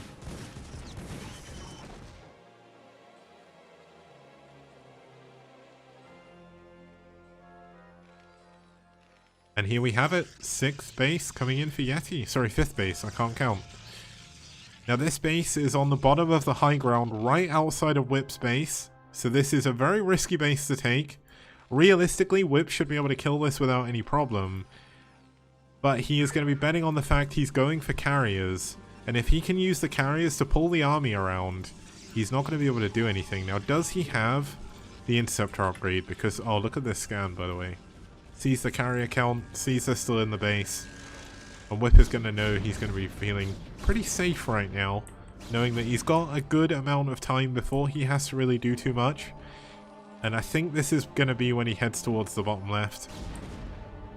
He could go and attack the army, and this is why Yeti is kind of putting himself in between the army and his high ground.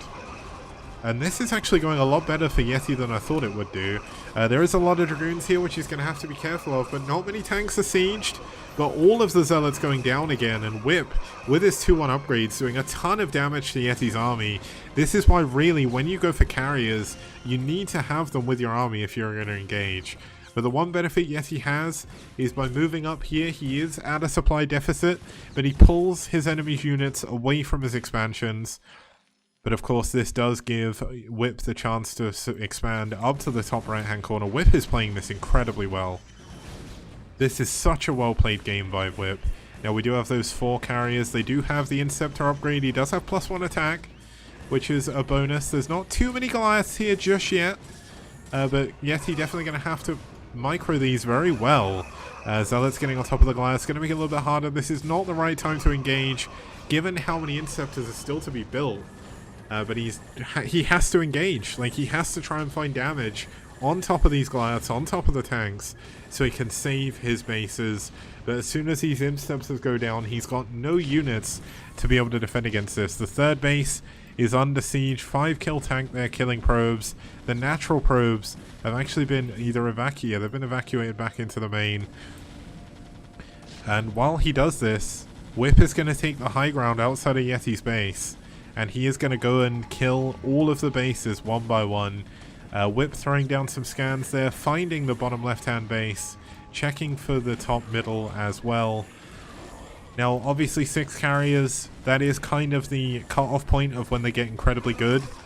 But you need Inceptors to make that work. And right now, he cannot get them.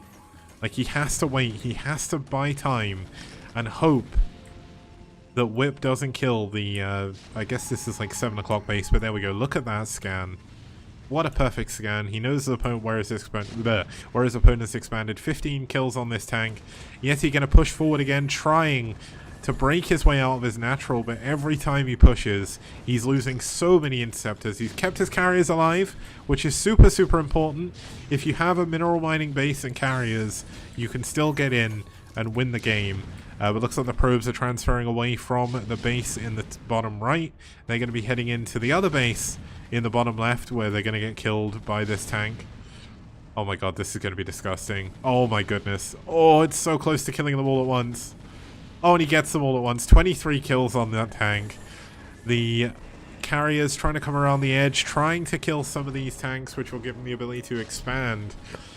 Or at least to get some probes over to defend, but I think Yeti may be a little bit too far behind now. Whip has done an incredible job, and it's really shown why Whip is such a strong Canadian Terran.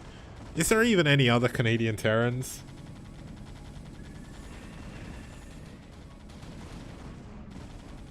Okay, he brings the Goliaths away from the tanks at his nat, so he's going to be able to clear these up. There's another carrier coming in here as well, bringing his total up to 8. There's not many Goliaths. There is still a chance he can take out these units and break out of his base with a ground army, but he's mining on 1 base now, and that base is about to mine out. The time is running out. He's built nothing but High Templar. He's actually storming a single vulture, and he just about misses it. Oh no! Oh no, the carriers aren't going to be able to save the High Templar! The High Templar eating the mines! And that could very well be it. If he had all of those storms, maybe he could deal with these Goliaths. But no amount of storm is going to be able to deal with this. This is too much. Whip is going to be winning game number 2, and it's actually going to be taking DM 2-0 up against NetWars, one of the strongest teams outside of Korea. And I mean, Yeti is fighting valiantly here, but this is DM's big break. This is what they've been waiting for a very long time. DM haven't beaten NetWars before, but they are so close. They've actually lost 5 series against NetWars in their history in the STPL. But GG, Yeti taps out. He tried to play a little bit too clever, tried to expand far too much. And there we have it. That's game number 2. We'll be back in just a couple of minutes with game number 3. See you guys soon.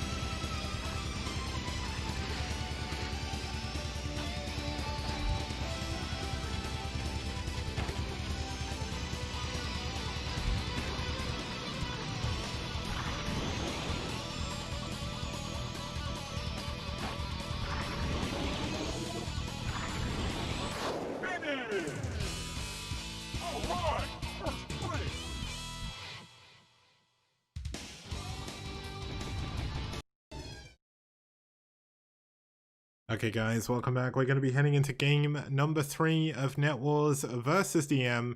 DM are currently up 2-0, which I think a lot of people would not be ever thinking was going to happen. Now, it looks like we may have had a sub from DM. So it looks like we've got someone called Bombon instead of who I thought we had. So I'm going to have to reload the overlay. That's just one of those things. If people do not tell me about the subs in the games, they may have done actually. Did I miss it? No, they didn't say anything. Let's see if DM said anything. Oh, they didn't. So, we'll be back in just literally like a minute. I'm not even going to mute anything. We're just going to quickly add Bombon to the database. It's kind of annoying we have to do this mid-game. It is one of the problems of basically having the things we do, but we can listen to some cool F-Zero music while we do it. It looks like Bombon is a Protoss player as well. I'm assuming they're from Chile. If they're not, we can fix that afterwards. But yeah, going for like a database works really well until it doesn't. Like that's the thing. I built an overlay system, it works for me, and then when it doesn't work, it just sort of stalls everything. This is one of those things where maybe I didn't need to actually say anything about it, but I'd rather be transparent about what's going on, because at the end of the day, you're going to be waiting for me anyway.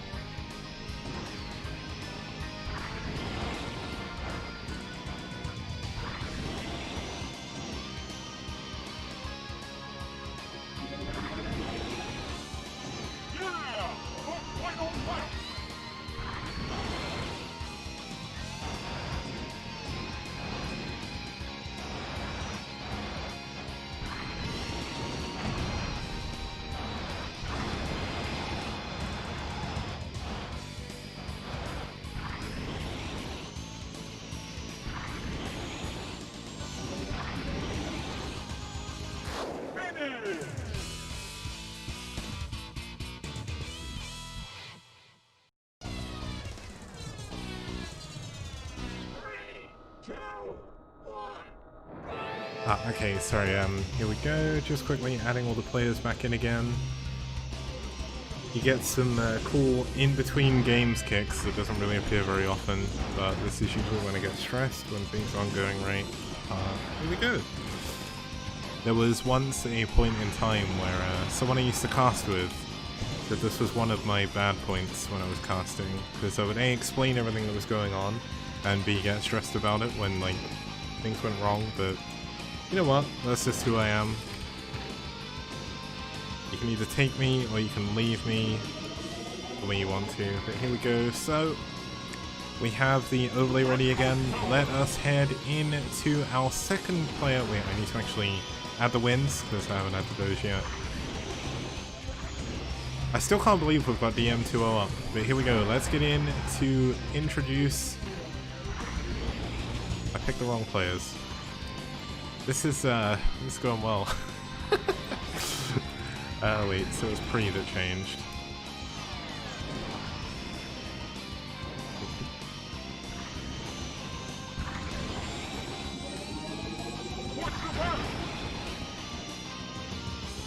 Okay, you know what? Let's introduce our map. We've got 2 relatively new players coming in, so not really too much else to say there. I am still behind on myself. Oh my goodness. Why'd I leave myself on mute? This is terrible. This is terrible content. You're slowly seeing me descend into madness. I know I've got to change the scene. I'm not done yet. I'm ready now. I'm ready now. I was just listening to F-Zero music while I was doing it. Here we go. So, we're going to be heading into Pathfinder. It's game number 3. This is going to be a PvT. It's someone called Bombon, who I don't know, against Tarson, who is a very well-known Polish Terran player. Probably one of the most known Polish players from back in the day. So I'm kind of looking forward to seeing how he's going to do. He did really well in his last match, so that's always good to see. Just quickly adding the colors. Adding the week number, and then we can get going. So, where are we? Let's get started. Game number 3.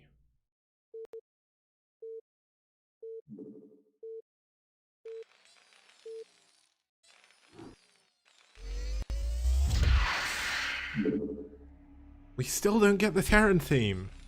What is it with us getting Protoss theme all day in PvT, man? Okay, starting us off down here in the bottom left-hand corner in the brown, fighting for NetWars. It's Tarson.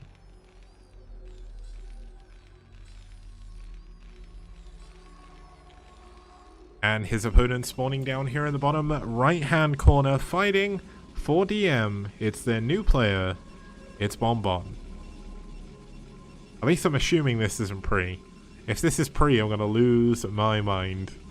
Because Pre is playing under the wrong ID, and he knows that's wrong. That's why I think it definitely is a new player. Where are we? So he is a Protoss.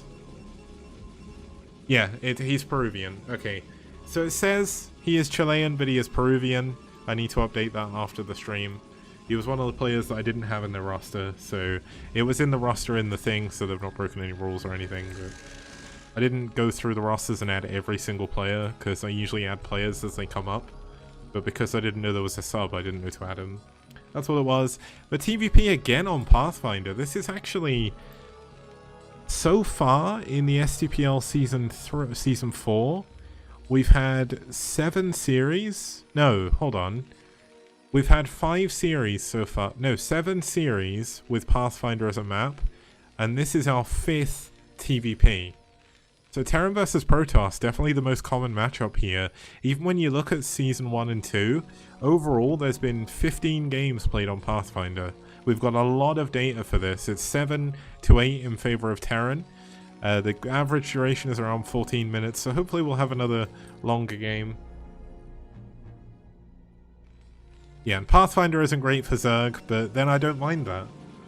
Because at the end of the day, we have so many Protoss players and so many Zerg players. Having a map that's actually good for Terran is not a bad thing. Like, that's the thing. Like, one of the big reasons why I love team leagues and why I love running team leagues is the fact that essentially, like, team leagues can have imbalanced maps. It doesn't matter. Teams have all 3 races. If a map is obscenely imbalanced to the point you get nothing but PvP or something, then it's a problem. Because essentially you have like Central Plains back in Pro League 2010 where I think there was like 50 games and like 44 of them were PvP because it was just so obscenely good for Protoss. But in the STPL, there's a lot of foreign teams. There's 8 foreign teams, 1 Korean hybrid team, and 1 fully Korean team. And most of the foreign players are actually, like, I mean, obviously Tarson coming in for NetWars has meant NetWars have been fielding some more Terrans again. IRK only have 2 Terrans. pSi have 1, I think. Red have 0. No, they have 1. I think they have Talent. No, Talent's Protoss. They have red, blue, green. IRK, I've said they have 2. DM have Whip. And I think that's it. They've got a few other ones that don't really play. Oh, sorry, Rota is... I can't say your name. Rota is saying they have Ratatateng as well. And Talons from the USA, yeah, I remember that. But looks like we do have Bombon running in with his Dragoon, taking a little bit of damage on the shields. SCV kind of scouting around what's going on. But Red have essentially, for the last 3 weeks, sent nothing but Protoss players, so please forgive me that I forget you have Terrans. Red are the Protoss team, they're like dooming us to eternal PvP. Because I'm not freeing the Dodal, that's what it is. Maybe if I freed the Dodal, they'd play someone who wasn't Protoss, but... Rev used to have Medino, and I think he was their only Terran. And now Medino went to IRK. NetWars have Tarson, kogeT. Just trying to think if there's any others. I don't think I've seen any other. Oh, Ziggy. They have Ziggy as well. Trying to think, are there any other teams that I've not brought up? But basically, foreign teams consist of mostly Protoss and Zerg. So having a good map for Terran means the Terrans that do play will finally be able to play. The only teams that play a lot of Terrans really are the Korean ones. Like White Clan played a lot of Terrans. Here we have the... This is a weird play. He's actually just going to run straight in. He's going to run past the bunker. Now, this is going to be a little bit risky. His Dragoons are essentially stuck. But he is going to be able to get a few of the SCVs here. Now, just remember, DM are on match point here. If they can win, NetWars are going to be going out to DM, which is something they've never done before. DM are currently 0-5 overall against NetWars in STPL history. And this would be a historic win for them if they can win. Looks like the Dragoon's going to try and run away. One of them will go down. It's not the end of the world to lose one Dragoon, but you don't want to be losing any more than that. He did kill a few SCVs. There are vultures in the main base though. How many kills he got? 6 so far. 5 on this one. He's actually killed most of the probes already. I was too busy focusing on the Dragoons and not what's going on in the main base of Protoss. But this is 2 vultures. They have killed a lot of units, a lot of probes, and I think these have probably won the game. It's 22 SCVs against 9 probes. Very, very nicely done by Tarson. Playing very much like Fancy used to play this map. Sneaking those 2 vultures out, going for speed first. A very risky play, but you know what, it worked out. He gets the 2 remaining Dragoons. And I mean, Tarson at this point could literally run across the map and win the game right now. He is so far ahead. Very, very nicely done by Tarson. Bombon playing a little bit too aggressively, running in to the Naturalist, something you don't often see in PvT, and that's because if you get your unit stuck, they cannot defend against something going into your main base.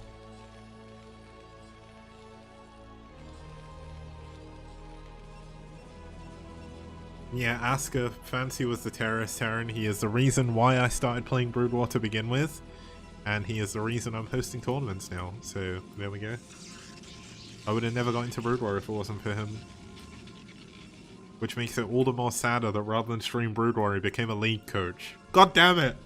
It's not fair! It's not fair, damn it! But here we go, Tarson coming with a big push. I hate to be one to like call the game before it's over. But realistically, it's going to take an absolute miracle here for Bombon to be able to win this. Like, he is going to be up against siege tanks. We've got vultures. They do have mines as well, so mines after speed. And there's more tanks, essentially, than Dragoons, almost. Hold on, there's 3... Okay, no, there is more Dragoons, but it doesn't really matter.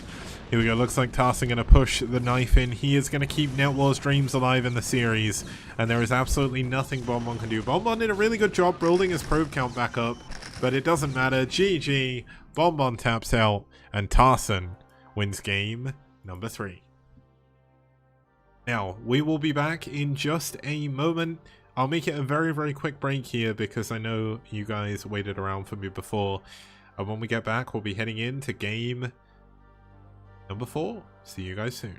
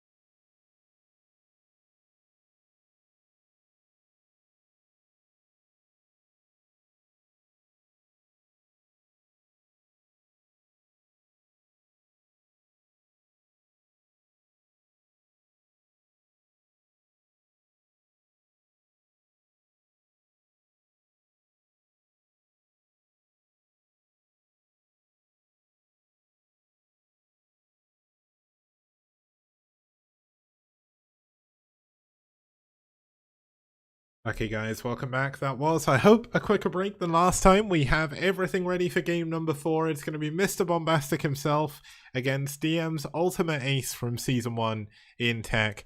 Is Tech gonna, is he going to get the win? Is he going to get the first victory for DM over NetWars? Or is Mr. Bombastic going to come in, save the day, and take us to an ace match? Let's find out as we get into game number 4 on Brightside. Not Brightside. I've got the song in my head. Blindside. It's 2-1, yeah.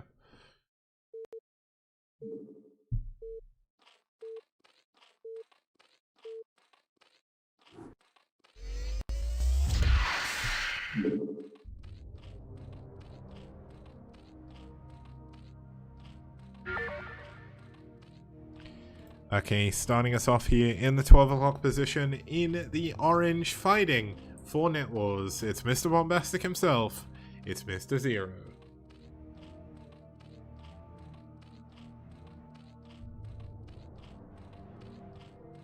And his opponent spawning down here in the bottom middle position, fighting for DM.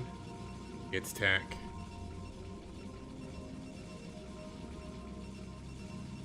Now, Mind Flayer asking what I'm doing during the breaks. I'm giving my voice like a little respite of like constantly talking and drinking as well. Every tournament has breaks, including ASL. They have commercial breaks for like 5 minutes at a time after every game, so...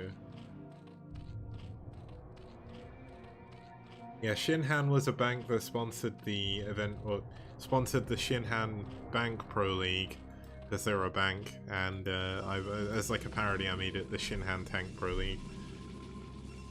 Because initially the Shinhan Tank Pro League was an event I ran in 2015. Rather than it being the same format as it is now, it was a team league. It was trying to be a fake pro league, and people would play under the IDs of their favorite pro gamers, and no one would know who each other was. Now that was a really cool idea, and it worked for like 5 weeks.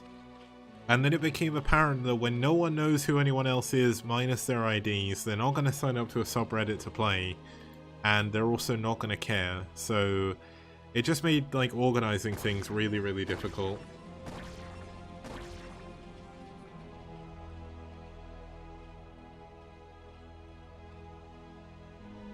So I took a break from doing STPL. I took a break from Brood War for like a year and a half. Came back in 2017.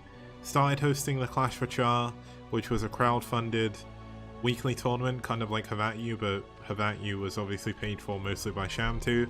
But I'm just a poor boy from a poor family, spare me my life from this monstrosity. But basically, yeah, I couldn't afford to fund it myself. But lots of people stepped up in the community. We got like $100 prize pools every single week. I ran about 15 of those. Then I decided to bring back the STPL, but I did it as a different format. Then we had like a 2-year-long Season 1, which was way, way, way too long. And then Season 2 and 3 were a lot quicker. And here we are at Season 4. Now we've got a Gateway Forge wall over here on the left for Tech, who is also expanding, of course. This is PvZ. Now, one interesting thing that is of note is when you look at the average game durations for both of these players, it's around 15 minutes, so we could maybe expect a relatively fast game here. We've not really had too many long games on Blindside just yet. Have we had a ZvP here yet? Yeah, we've had 2 ZvPs, and Pre versus True Touch was very, very fast, and Striker versus Eriador was around 13 minutes.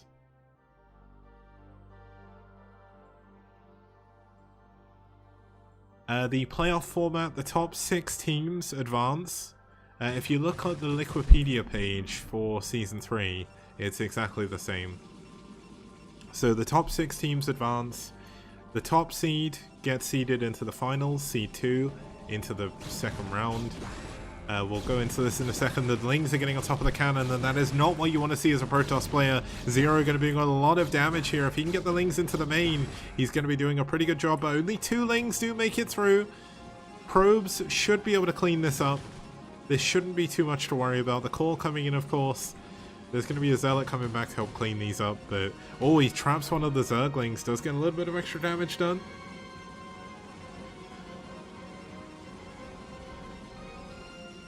And it's very difficult for... Like, Zerg, if you're Jaedong, can win the game off of 2 Lings being in your opponent's main. But unless you have, like, 600 APM, and you're, like, peak JVP levels of Jaedong, you're not going to be able to kill a Protoss with 2 Lings. So, unfortunately, Zero going to lose one of his Lings already. Second one hit away from death. There is a couple of hero probes in here who have done their job. Zealot going to be hitting across the map, seems to have taken a little bit of extra damage from Zerglings, so probably 1, 2, 4th hatchery coming up here for Zero.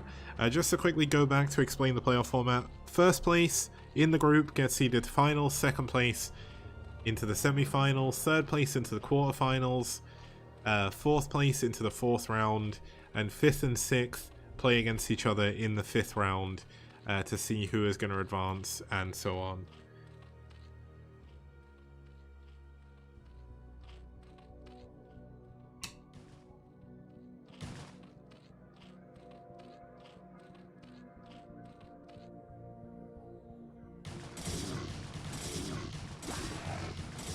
Nice moves by Tech, getting his Zealot behind there, but unfortunately for him, the Zerglings are going to be able to surround it, but it's still a little bit of extra damage. 5th hatch coming up from Zero, so he is playing this very, very, very standard. Hydra Den coming up with after, I think this is after layer, so he's going to be going for a quick Spire to deal with any Stargate, which has just built the first Corsair. The first Corsair will kill the first Overlord.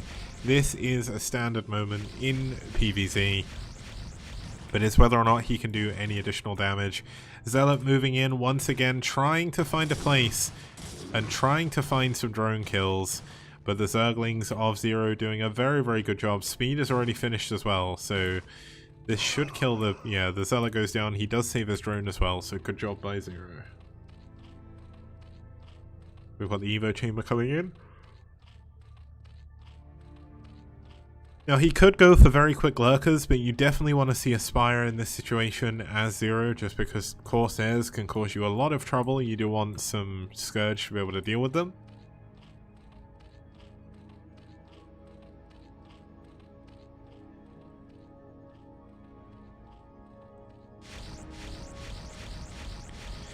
First Corsair headed on over to Zero's base now.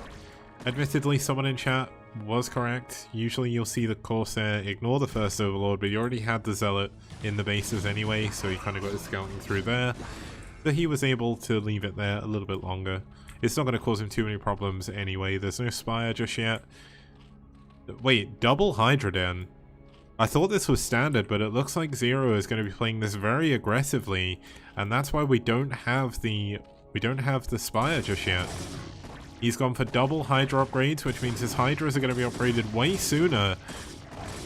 And this is going to be a very, very strong 5-hatch Hydra push. Now, whether or not it's going to work, Zero with some very, very nice micro. Pre is going to have to realize that he has to add some more cannons here, because unless Zero plans to sit at home with his double Hydra upgrades, which is very, very unlikely, I do not see it coming. Now, you can see here the vision blockers coming into effect here in the forest in the middle. Looks like Zero are going to be heading down to the bottom right to try and clear out some space. Could go for a 4th base. He doesn't have to attack with this. It's not an all-in or anything. He's on 34 drones. But the fact he's not gone for a Spire means he is playing this incredibly risky, because if Tech just went for a ton of Corsairs right now, he would not be able to save his Overlords. Now, looks like Zero getting ready at the front of the base to do a little bit of a push here. The Zealot's going to run in for the counter, though. This is very, very nice timing. He's going to see the double Hydra Den if he didn't see that before, and he's going to get in the mineral line. This is very, very important. You can see the Hydras at the front have been pulled back. He did force some cannons, which is not the end of the world for Tech, but obviously it's money not going into units. We've got a few drones going down already. Zero is going to be back on those 34 drones again, so any he built in between.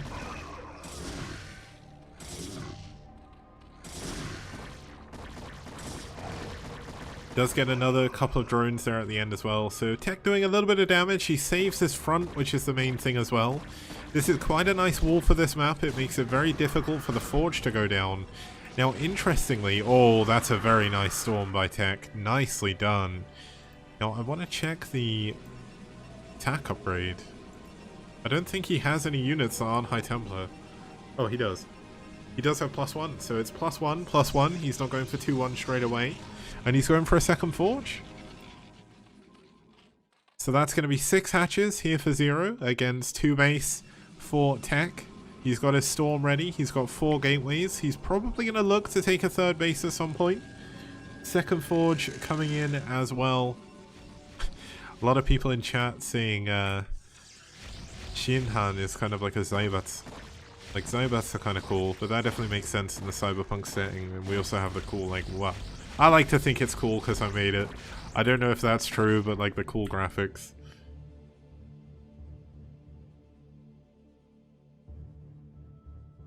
But looks like that Corsair doesn't get the Overlord. It does come close. Well, actually, no, it didn't. But it looked like it did. We've got more Zealots running out here. He can't really afford to lose anything. Is he gonna... Okay. A Dragoon is stuck. If he did want to bring out some High Templar, he's not going to be able to. The poor Dragoon is stuck in his base. It cannot get past this wall. It doesn't know what to do. And it will continue to run back and forth over and over and over. Now, we did have a probe getting ready to take a 3rd base, but that's going to go down. Looks like he's moved the Dragoon out of the way. I think this is actually... Is it the pylon causing the problem, or is it this gap here? I think it might be this gap here, so he's going to have to kill the pylon and the other cannon. Otherwise, he's not going to be able to... Oh, no, it is the pylon. Okay. That's not a big deal, right? First Lurker is up, and this is when things get hairy for Protoss, because essentially, if you get Lurker contained, it is almost impossible to get out of your base. Now, the one bonus of this map is there's a lot of droppable area around the edge of your main. So if you can go for a lot of shuttles, or you can recall, you can get past the Lurker contain. It's not the end of the day. It's not the end of the game if you get Lurker contained on this map. Now, the thing that worries me about Lurker contained games is often it just has the Zerg maxing out with mass Lurkers outside the Protoss base, and the Protoss will stand there with their army using it like a hammer, just going over and over into the front and not trying anything different.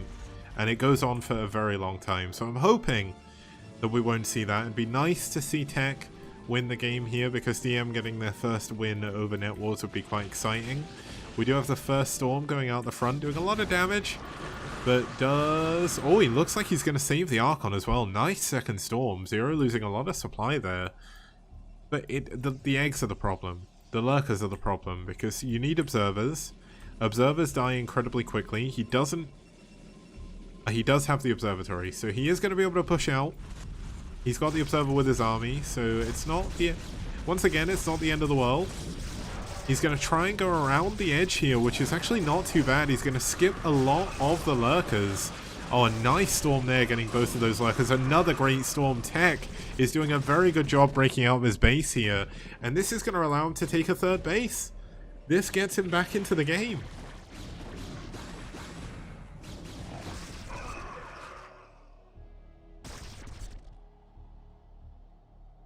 Now, of course, he has to worry about this high ground. But if he has Storm, he can kill these relatively easily. Dragoon... Oh, there we go. That's a brilliant Storm, pushing up onto that high ground, pushing the Lurker contain back, and regaining his supply lead.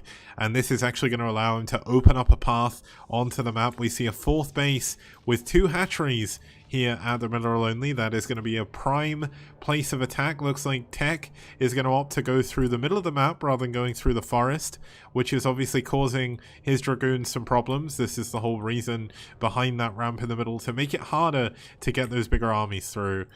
But he's going to be going for the 3rd base location. No, he's not. He's going to turn around. Looks like he is going to save his High Templar. I really want to know where Tech is actually going to push. This is such a difficult location to attack into, but he does have a lot of Storm. There's the first Storm. He storms on the Lurker that's dead, but does storm the other one. He's killing so many units over here. Tech's trades have been very good, but look how many times he's missing on the Hydras on the high ground. Oh my god, being a Dragoon feels so bad when you get bad RNG. And looks like he is going to be trying to retreat across the ramp in the middle. Not going to go through the safer forest around the edge. And this means he's going to lose a lot of extra Dragoons on his way back. Loses 2 Dragoons, oh sorry, 2 High Templar and another Dragoon as well. And just like that, Zero is back in the game.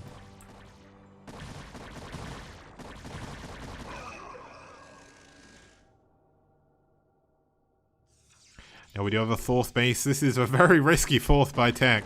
Hoping that his opponent wouldn't counter.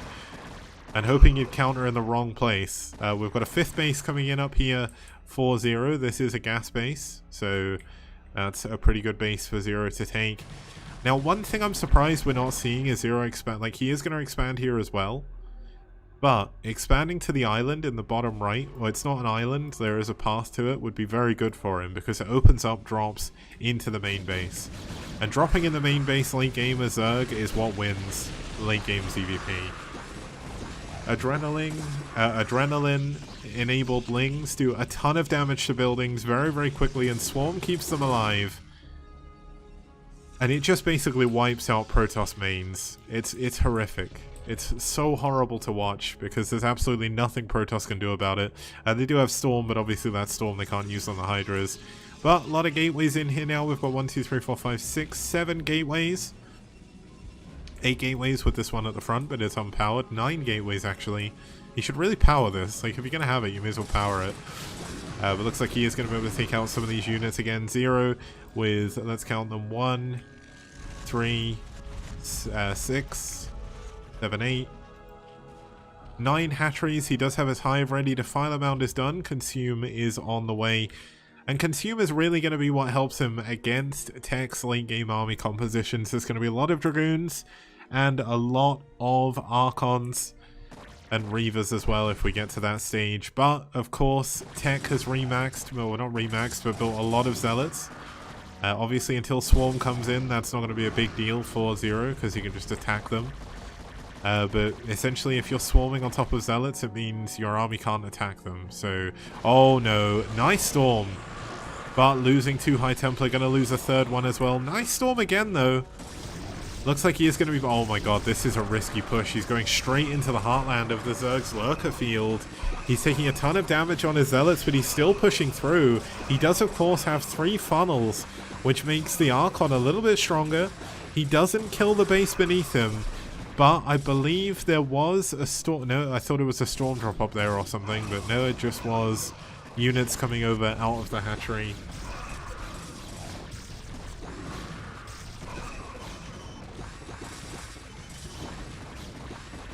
But it looks like Tech's army is going to die here because he cannot get back here to defend. He did kill a decent number of drones, but it's now 45 drones against 45 probes, and the Zerg has a supply advantage. And when that happens in PvZ, that is when you're going to have to start worrying. We've got the main base mined out for Tech as well. His natural is very close to going as well, so he's going to have to get a 4th base. And when you just trade away your whole army like that, how do you deal with that? It's going to be so quick for Zero to remax off of his 8 bases. Well, sorry, he's got 1, 2, 3, 4, 5, 6 bases and 8 hatcheries. 9, 10 hatcheries now, so Zero... He's banking all his money into the late game.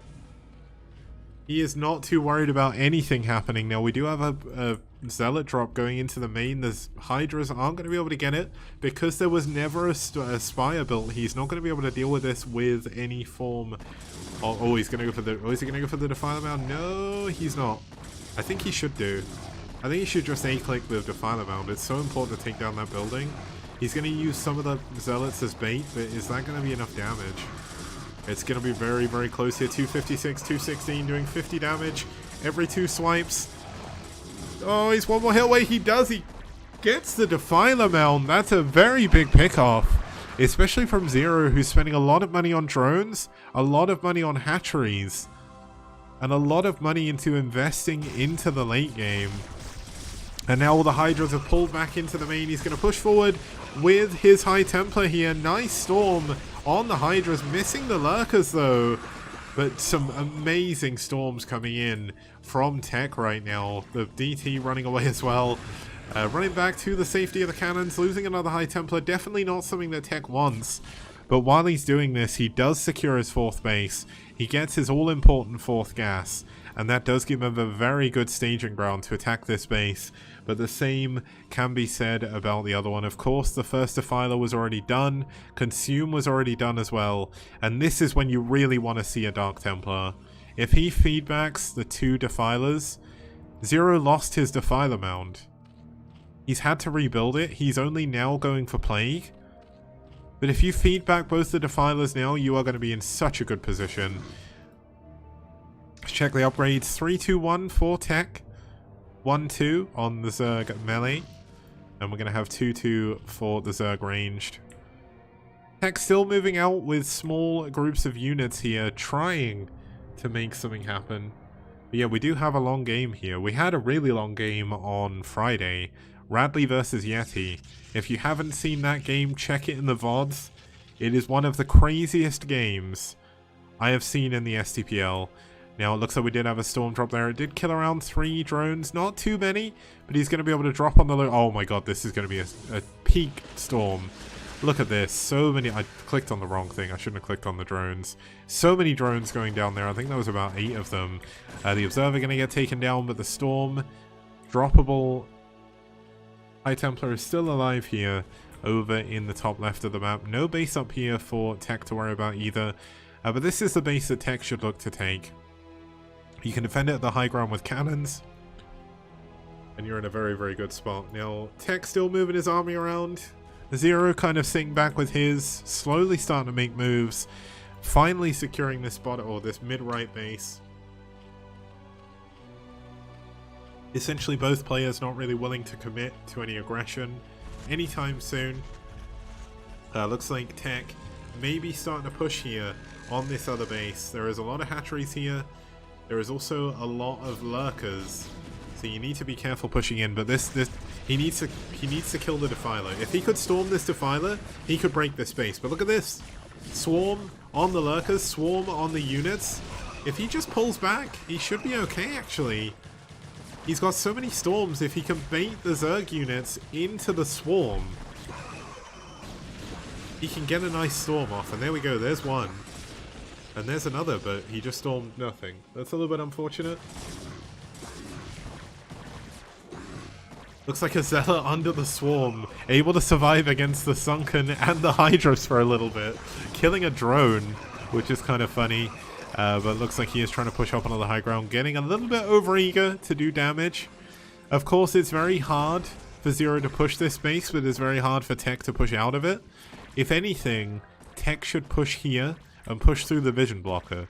Now obviously these grey bits are vision blockers on the floor. They actually work like Whiteout does. But pushing down the ramp is not where you want to be. Now it looks like the Defiler wants to go for a Plague here. He could go for a swarm on the cannons, and that's what he's going to do. The Archons need to get back up here and start using their splash. A nice storm, but another Consume coming in here.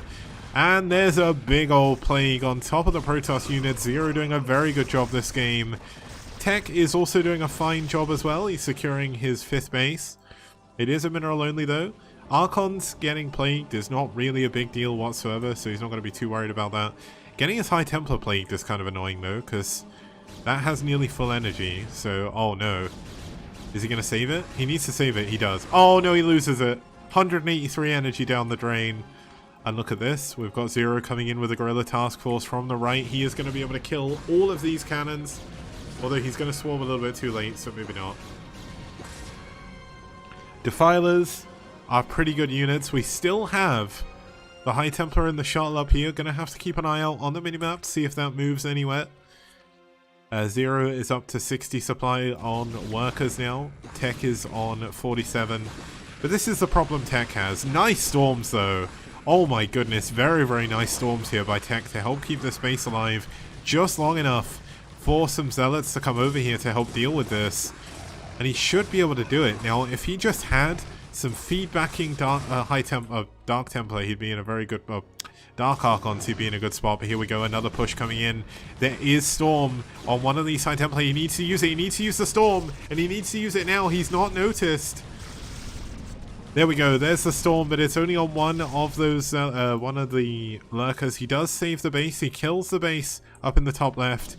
And here comes that shuttle, possibly to go do some damage at the 4th base.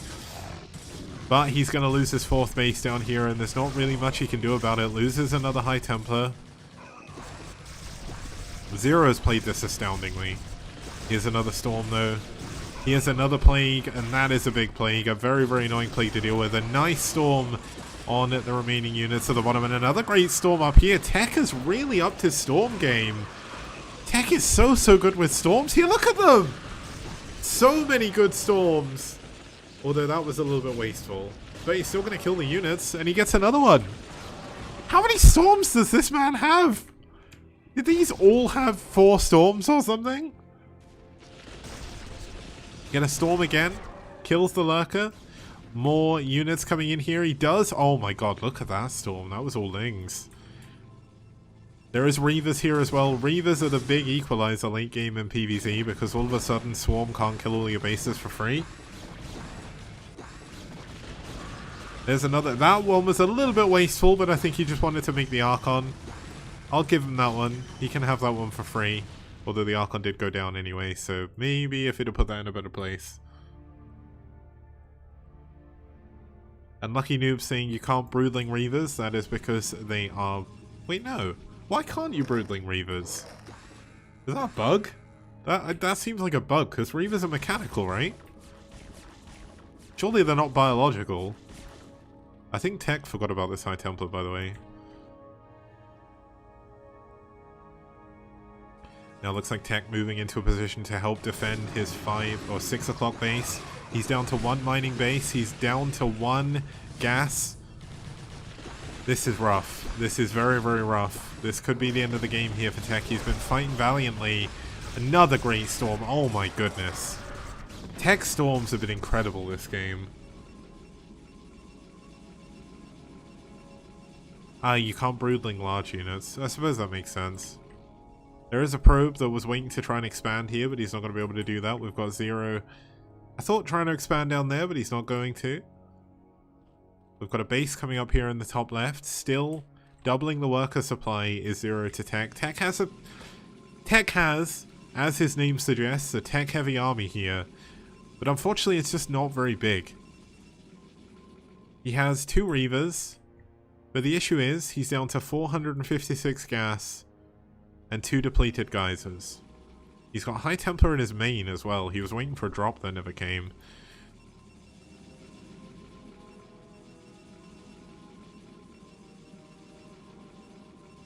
Looks like he's going to try and push into this. Tech is going to be relying entirely on Archons and High Templar here for the time being.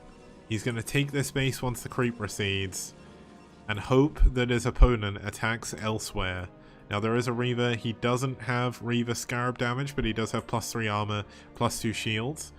And because his worker count is so low, he actually doesn't have that bad of an army. It's just kind of split up, which is why it looks smaller than it is. But he needs to have his units in the perfect locations. And he cannot, like, as bad as this is, he cannot afford to attack, which is what he needs to do. Because what's going to happen here is he's pushing in with a lot of Archons that are going to go down. Oh my god, that's a nice storm. And that's a nice storm as well. But his unit's going to get cut off from behind. He's not going to be able to get back out. Another Archon coming up in the vision blocker. Zero able to see that, so it is going to go down. But that was a large chunk of his army. But he has to find damage somewhere. But while he's out doing damage, he's not defending his base. And that's where Zero is in too big of a lead, I think, at this point.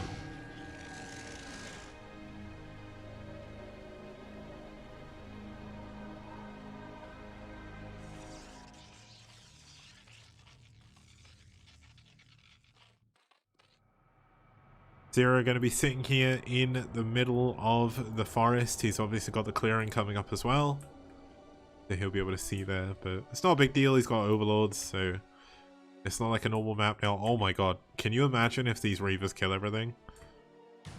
What is the storm going to be like? Storm, storm, storm, storm, storm. He's going to storm his High Templar though. No, don't storm the High Templar. Don't do that. The one place you didn't want to storm. Oh no. Oh, but 2 Reavers gonna take out 2 of the Defilers. But look how many units there are. This is more than a control group of Lurkers down here. Admittedly, Reavers are damn good units, especially against Lurkers. I mean, look how many of them they killed, but I mean, there's only so much they can do, right? Tech is completely mined out. GG. Zero takes us to an ace match.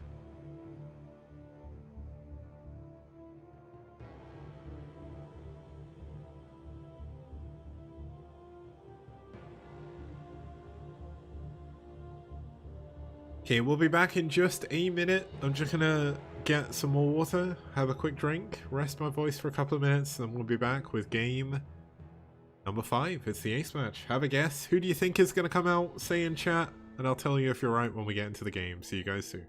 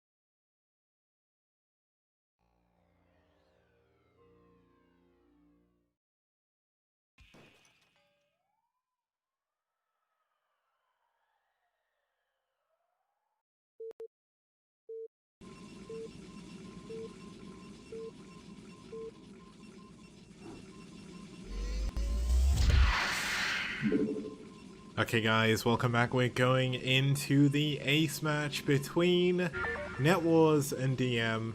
I don't think many people would expect DM to take NetWars to the ace match, but we are going to have a rematch of game number 1. kogeT started with a very strong push against the 12 Nexus, but then failed to DTs against custom user's friend Sandara, new to DM. Is he going to be able to get his revenge here, or is he going to lose his second game in a row? Starting us off down here in the bottom right hand corner, in the pink, fighting for DM, is Sandara. And his opponent spawning up here in the top right hand position in the blue, fighting for NetWars. It's the Polish powerhouse himself. It's kogeT. Now, when deciding their ace players, I wonder if they knew it was going to be Sandara that would go out, given he won in the first game. But Zero just played an incredibly strong ZvP. The only thing is, it was a very long game as well, so I wonder if that's why they didn't send Zero out. Because essentially, when you've played a 30-minute game, it can be like really difficult. Now, kogeT is not going to be fast expanding this game. He's going to stay in his main base for now. I do wonder how much more careful he's going to play, knowing that Sandara can be a little bit of an aggressive player. A little bit of a cheeky player as well. Now, Sandara, not going to be doing the same build either. He's not going for a 12 next. Now, this is actually an easier map to expand on than on Charmander, just given the fact that your natural is quite well protected. It's essentially Luna, so a very strong macro-orientated map, but the rush distances, if you spawn in vertical spawns, are quite short, I think. So you do, of course, have this connecting bridge that stops you from being able to go through. Now, we saw a lot of games on this map in Week 2. This is our first one in Week 3. This is our third ace match, I think, of Season 4, so it's kind of cool. I realize I'm still not showing off the cheerfuls. I will start showing them off, Lucky Noob. Thank you for making them. If you want to check them or make your own ones, please do so in the cheerful submission thread on Team Liquid. I've just realized the music isn't playing either. And it's the Protoss music again. How is it we keep getting Protoss music in TVPs? It's not fair. I don't get to hear the Terran music ever. It's horrible.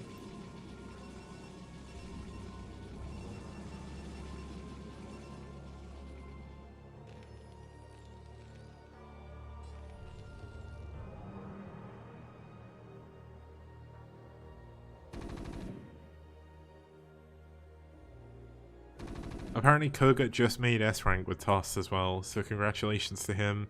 He's made S-Rank with his off-race, but can he beat Sandara? He couldn't beat him before. Can he do him this game? He lost, and he's like, GG, go re.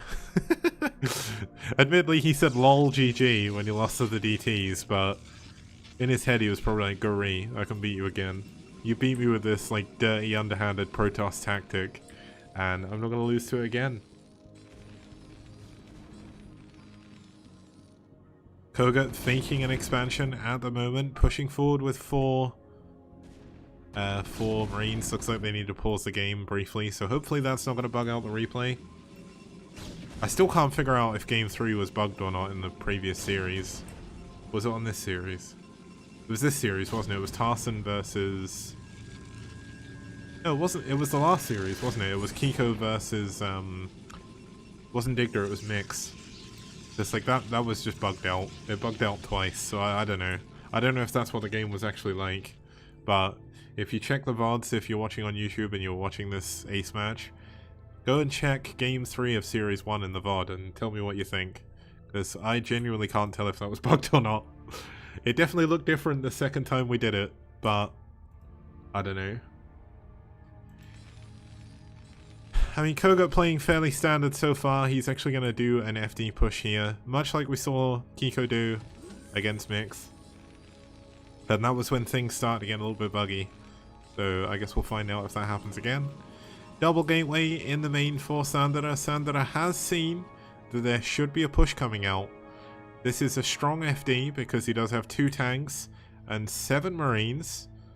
He's going to be pushing across the bridge, and he's up against 3 Dragoons. Now if the Dragoons get him before he gets across the bridge, this is going to be bad. But here he is, he's across. And this is going to be a good move for kogeT. kogeT should be able to do a lot of damage here. kogeT playing very aggressively here. Now, one thing that could be worth noting as well is where kogeT's been playing a lot of Protoss recently, he's probably played a lot of really aggressive Terran openings on ladder. And he now knows the most frustrating ways to play against Terran. So, or against so he's going to try and abuse them, I think, a lot more. Kind of like how we see a lot of the Korean Terran players play. He gets the probes away from the natural. We've got a pylon being added in at the ramp. We've got mines here as well, and he's going to be able to kill the Nexus again. He is going to be able to kill the Nexus. That's twice in 2 games. But look at this. Citadel of Adun Templar Archives? You thought I wasn't going to go DT again, didn't you? But I'm going to go DT again, says Sandara, who isn't building a proxy gateway this time. I don't think you can fit a proxy gateway anywhere in the middle of the map. And the DTs are going to be airlifted out. It is literally TSL2 Artosis' worst nightmare. I remember, I think it was TSL2 when he complained about this. I think it was Idra got DT dropped, and I think Artosis essentially had an aneurysm. Like, there is mines, but are they in a position where he can defend his bases? He's adding mines behind. He knows nothing has tried to leave the base. He's adding on 2 turrets already. kogeT is ready for this. He is not taking any risks. Now, Sandara bought his shuttle around. He bought it around the mine, so kogeT's going to see this last. But he is still in a good place to defend. Very, very nice SimCity here by kogeT. He should probably add a turret up here just to be safe. But he's going to siege up his tanks again. The shuttle going to fly over the mines. Going to fly towards the natural. He's going to drop his DT on the mine. Oh, he loses both DTs and the shuttle. That has got to be a psychological blow and a psychological win here for kogeT. He lost to DTs before, yet here he is this time. Coming in hot. We've got mines being placed at the natural again. A single probe defending the ramp. And if these 2 vultures get in the main base, this could be game over. The Dragoons trying to do something up here. 2 vultures, unable to really get too close to the probes. And look at that. Nice SimCity there, but does get a couple of probes. He does have mines here as well. He should have used all his mines really before going in here, but does get 2 or 3 probes. He is very far ahead now. There we go. Customies very, very unhappy in chat. He's teasing his... Oh my god. The mine went off and killed the probe. The one thing that shouldn't be able to die to the mine. Now back here we do have the Stargate. We have an Arbiter Tribunal coming in as well. Sandara is going for 2 base Arbiter on 1 base. And he's going to try and go for a 3rd base at the same time as well. But there's a Marine down here to stop this. This is definitely looking like a NetWars and kogeT win. Sandara had a chance of giving DM their historic win against NetWars. But kogeT is pulling everything. He's pulling the boys. Not all of them, just a few. A select few of boys who he feels are tough enough, rough enough, and cool enough to take on Sandara's army, including DTs, and he is going to push down here to this 3rd base location. There's nothing there at the moment. Now, this could be a mistake. Terrans have lost the game from losing all their tanks in the middle of the map like this. There is no vultures to defend this. There is no marines in the way either. He's going to siege his tanks up at the back though. Sandara is going to be unable to push into this now. Are we going to have some turrets be built on the turret spots? There's 2 of them here. We've got repair coming in as well. Hallmark of a good Terran. I'll say this every single time, and I really do mean it. Turret coming up at the front. Should get a turret at the bank just to be sure. Sandara in a position to try and block reinforcements, but the reinforcements are coming from the bridge. So he's not doing too much, and I think this is going to be the push that ends the game. Sandara has not been able to mine from his... Okay, so he's mined like less than 300 minerals that is natural. And when that happens, you know the game is essentially over. Sandara going to go for a desperation counter. No, he's not. He's going to come back in. Try and come in behind this. Oh my god, the mines. The humanity. Oh, the mines. GG. Sandara taps out, and kogeT, the Polish powerhouse, gets his revenge and brings a NetWars back from the brink and wins the series.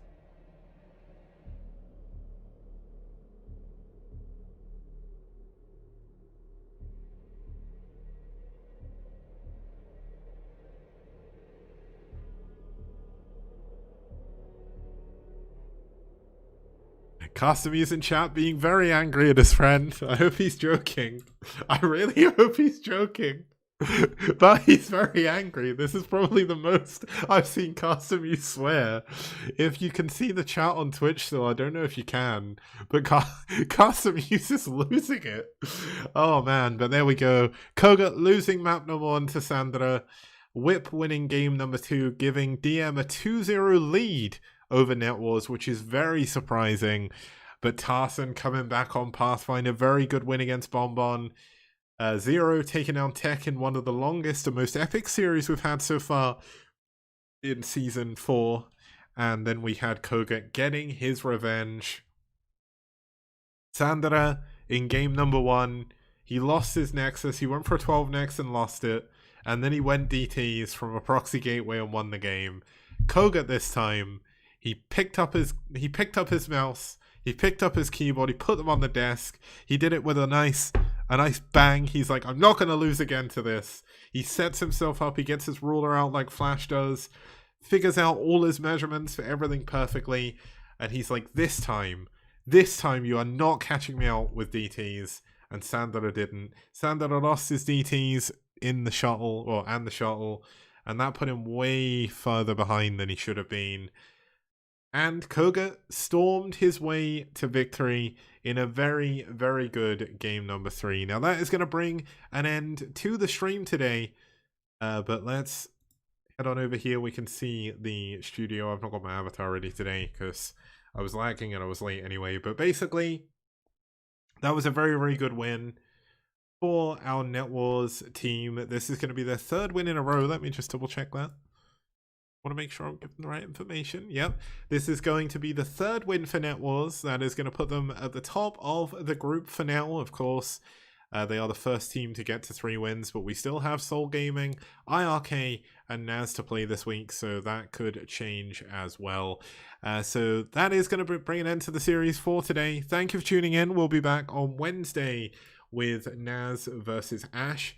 We're going to have a PvT between Desakwe and Hitamup, Croatia versus Canada, Striker versus Squall, a ZvZ, America versus Spain, Kingdom versus Hejek on Pathfinder. That's going to be USA versus Poland in a PvZ, and then Dragon versus Radley in a ZvT, Canada versus Poland on Blindside. That is definitely going to be a game you're going to want to see. So thank you so much for watching.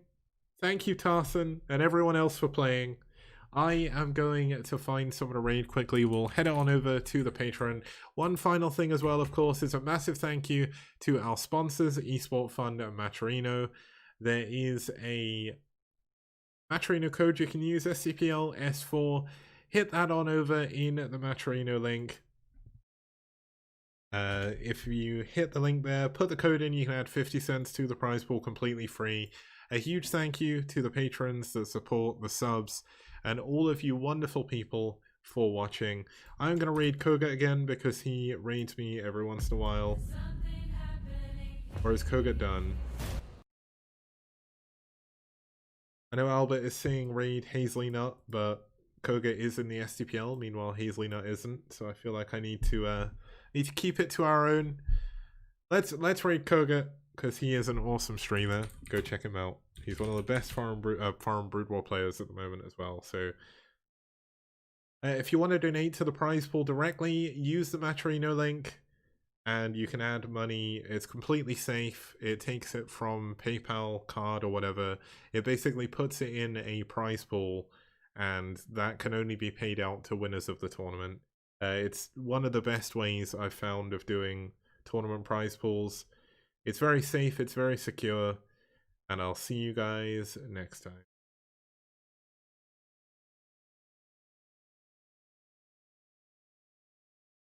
If you're watching this, you're watching the STPL. Hopefully you've been enjoying what you've seen so far.